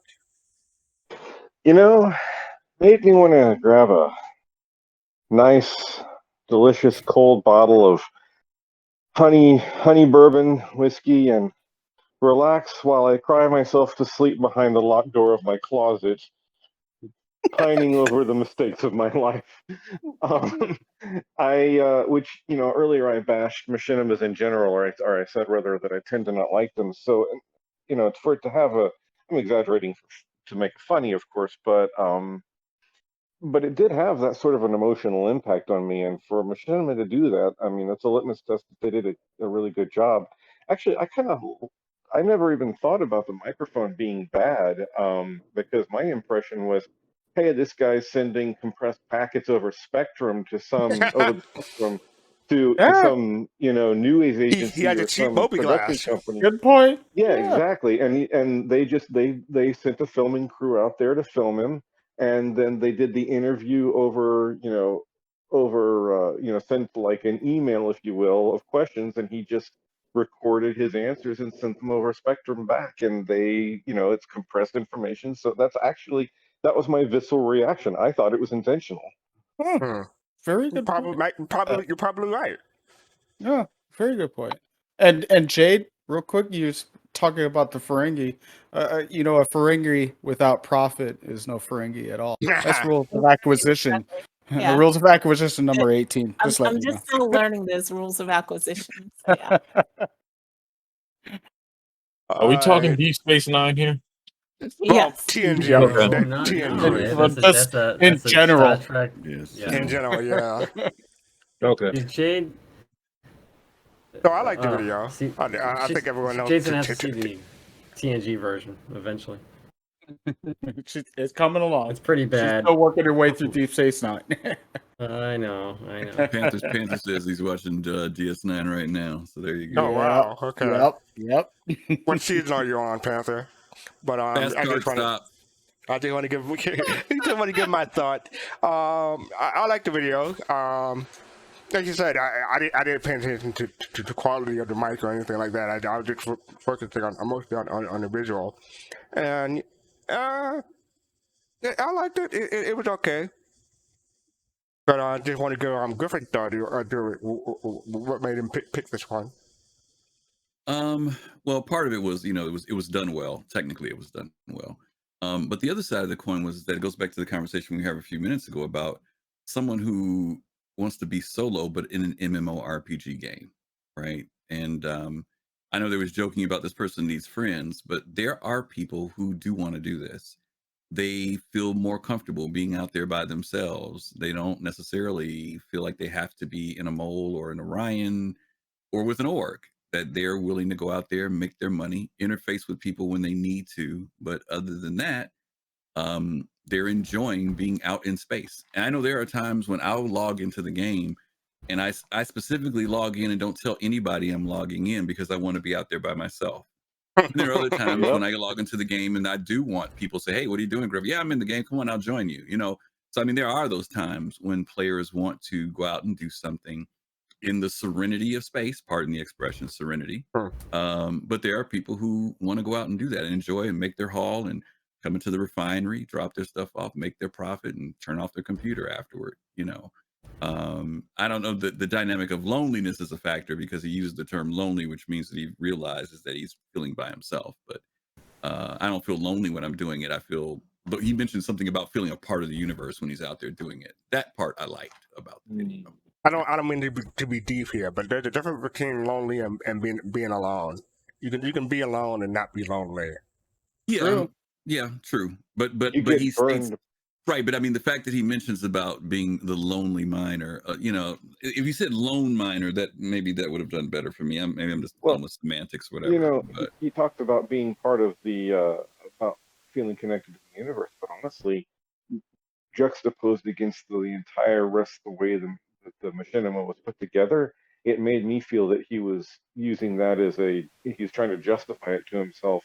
And I'm not saying that there aren't people that would prefer to be alone. I've been in in those shoes, and if you get burned by enough people enough times, even the most extroverted person can be like, I don't want to be around any more people anymore because well, we're I all a think bunch.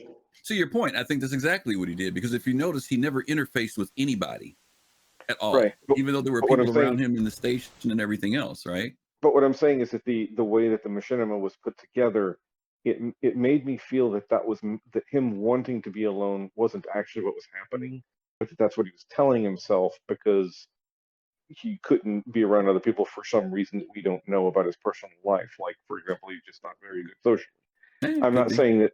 I'm not saying that. Again, I'm not saying that there aren't people, and who knows? It might even been himself. I mean, it might even been the intention of the creators that he was happy by himself, but it didn't. But if that was their intention, that's not what it conveyed to me. It conveyed to me is he's unhappy, but he's telling himself he's happy because it makes it easier for him to deal with it. Quick, someone tell me the name of that Michael McDonald and Pedal the Bell song. On my own. There you go. Someone sing it for me. Go ahead, Griffin. You take it. Well, it was good having everybody on the show tonight. No, Griffin, we got to talk more about PvP. We got another 6 hours to go. No, we are already over on our time. This has turned into a 3-hour show already. 3 hours. Didn't one of the so- verses go by Pat Bell? Go, God bless the child, something like that. I don't. It's enough that we're gonna have to do this again on Saturday. We are not going no more long after this. Speaking of It's Saturday, like nice segue. like a Nice yacht segue, club Griffin. episode. Not to mention our audience is going to bed. Our numbers are going down, which means people gotta go to work tomorrow. So let's All wrap it up. right.